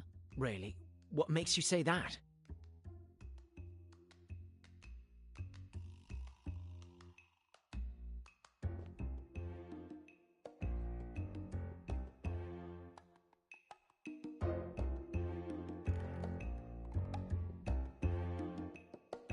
You dress like a hippie, but you are in fact the heir of the Dawlish family, one of the oldest and richest in England. Okay, I've been uncovered. Well done, detective, and so what? What do you care how I dress? Why all the secrecy? Okay, so I cut ties with my family years ago. It's impossible for me to subscribe to their bourgeois, capitalist, aristocratic, fundamentally self-centered values.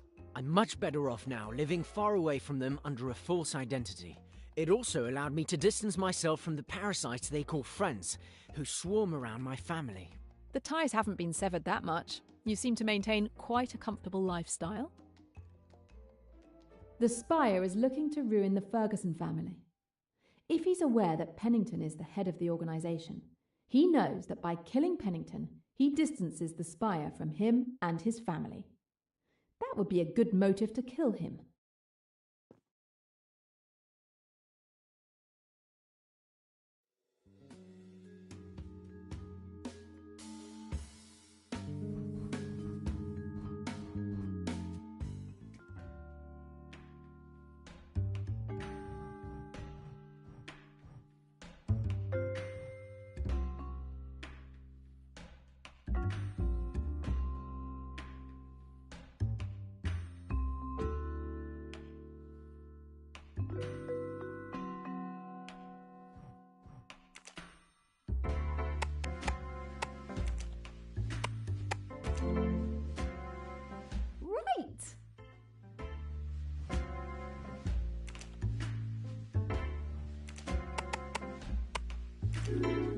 No.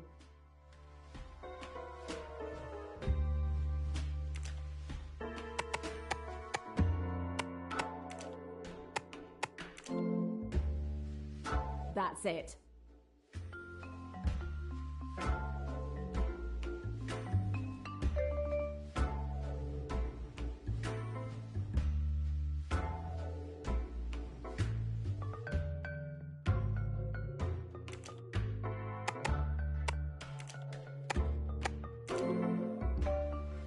I did great.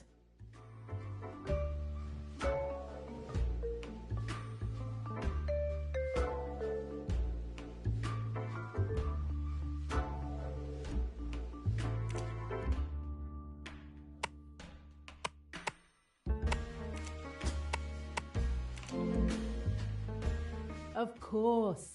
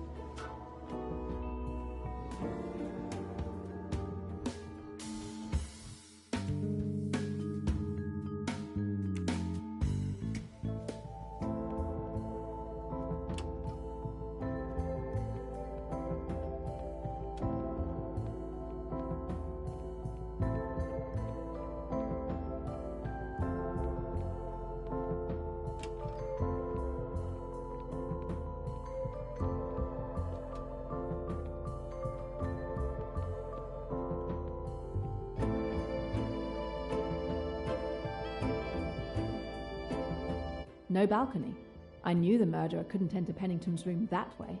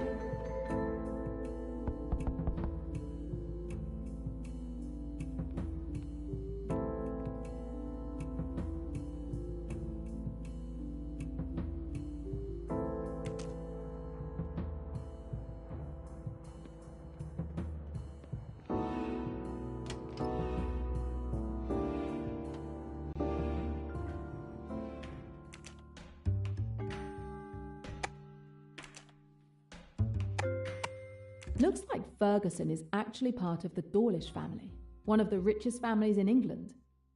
The spire seemed to be targeting his family.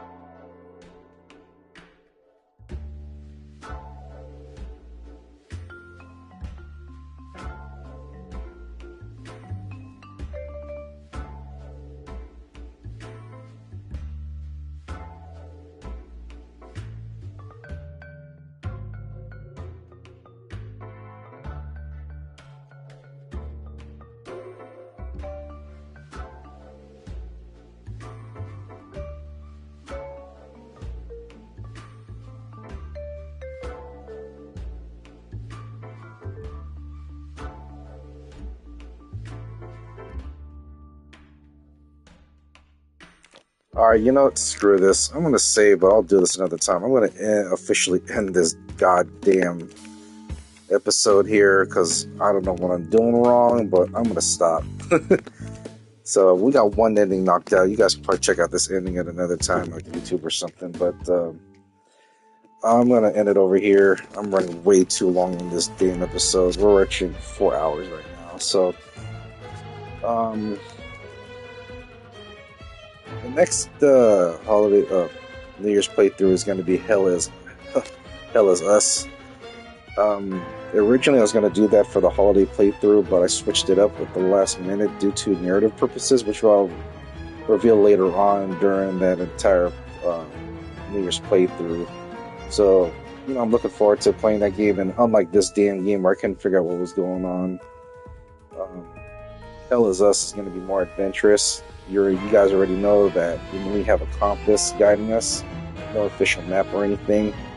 So it's going to be a long playthrough. That's probably going to last maybe the entire month, depending on my schedule and all the other stuff I got going on outside of work as well too. So can't wait to play that game. So I did do a demo playthrough for that, and I'm longing to play more than what I explored in that first region. So I'll see you guys later. I'm just going to call it a quits on that damn second epilogue, because I don't know what I'm doing on the damn evidence board. So, till then, guys, I'll see you later, and take care.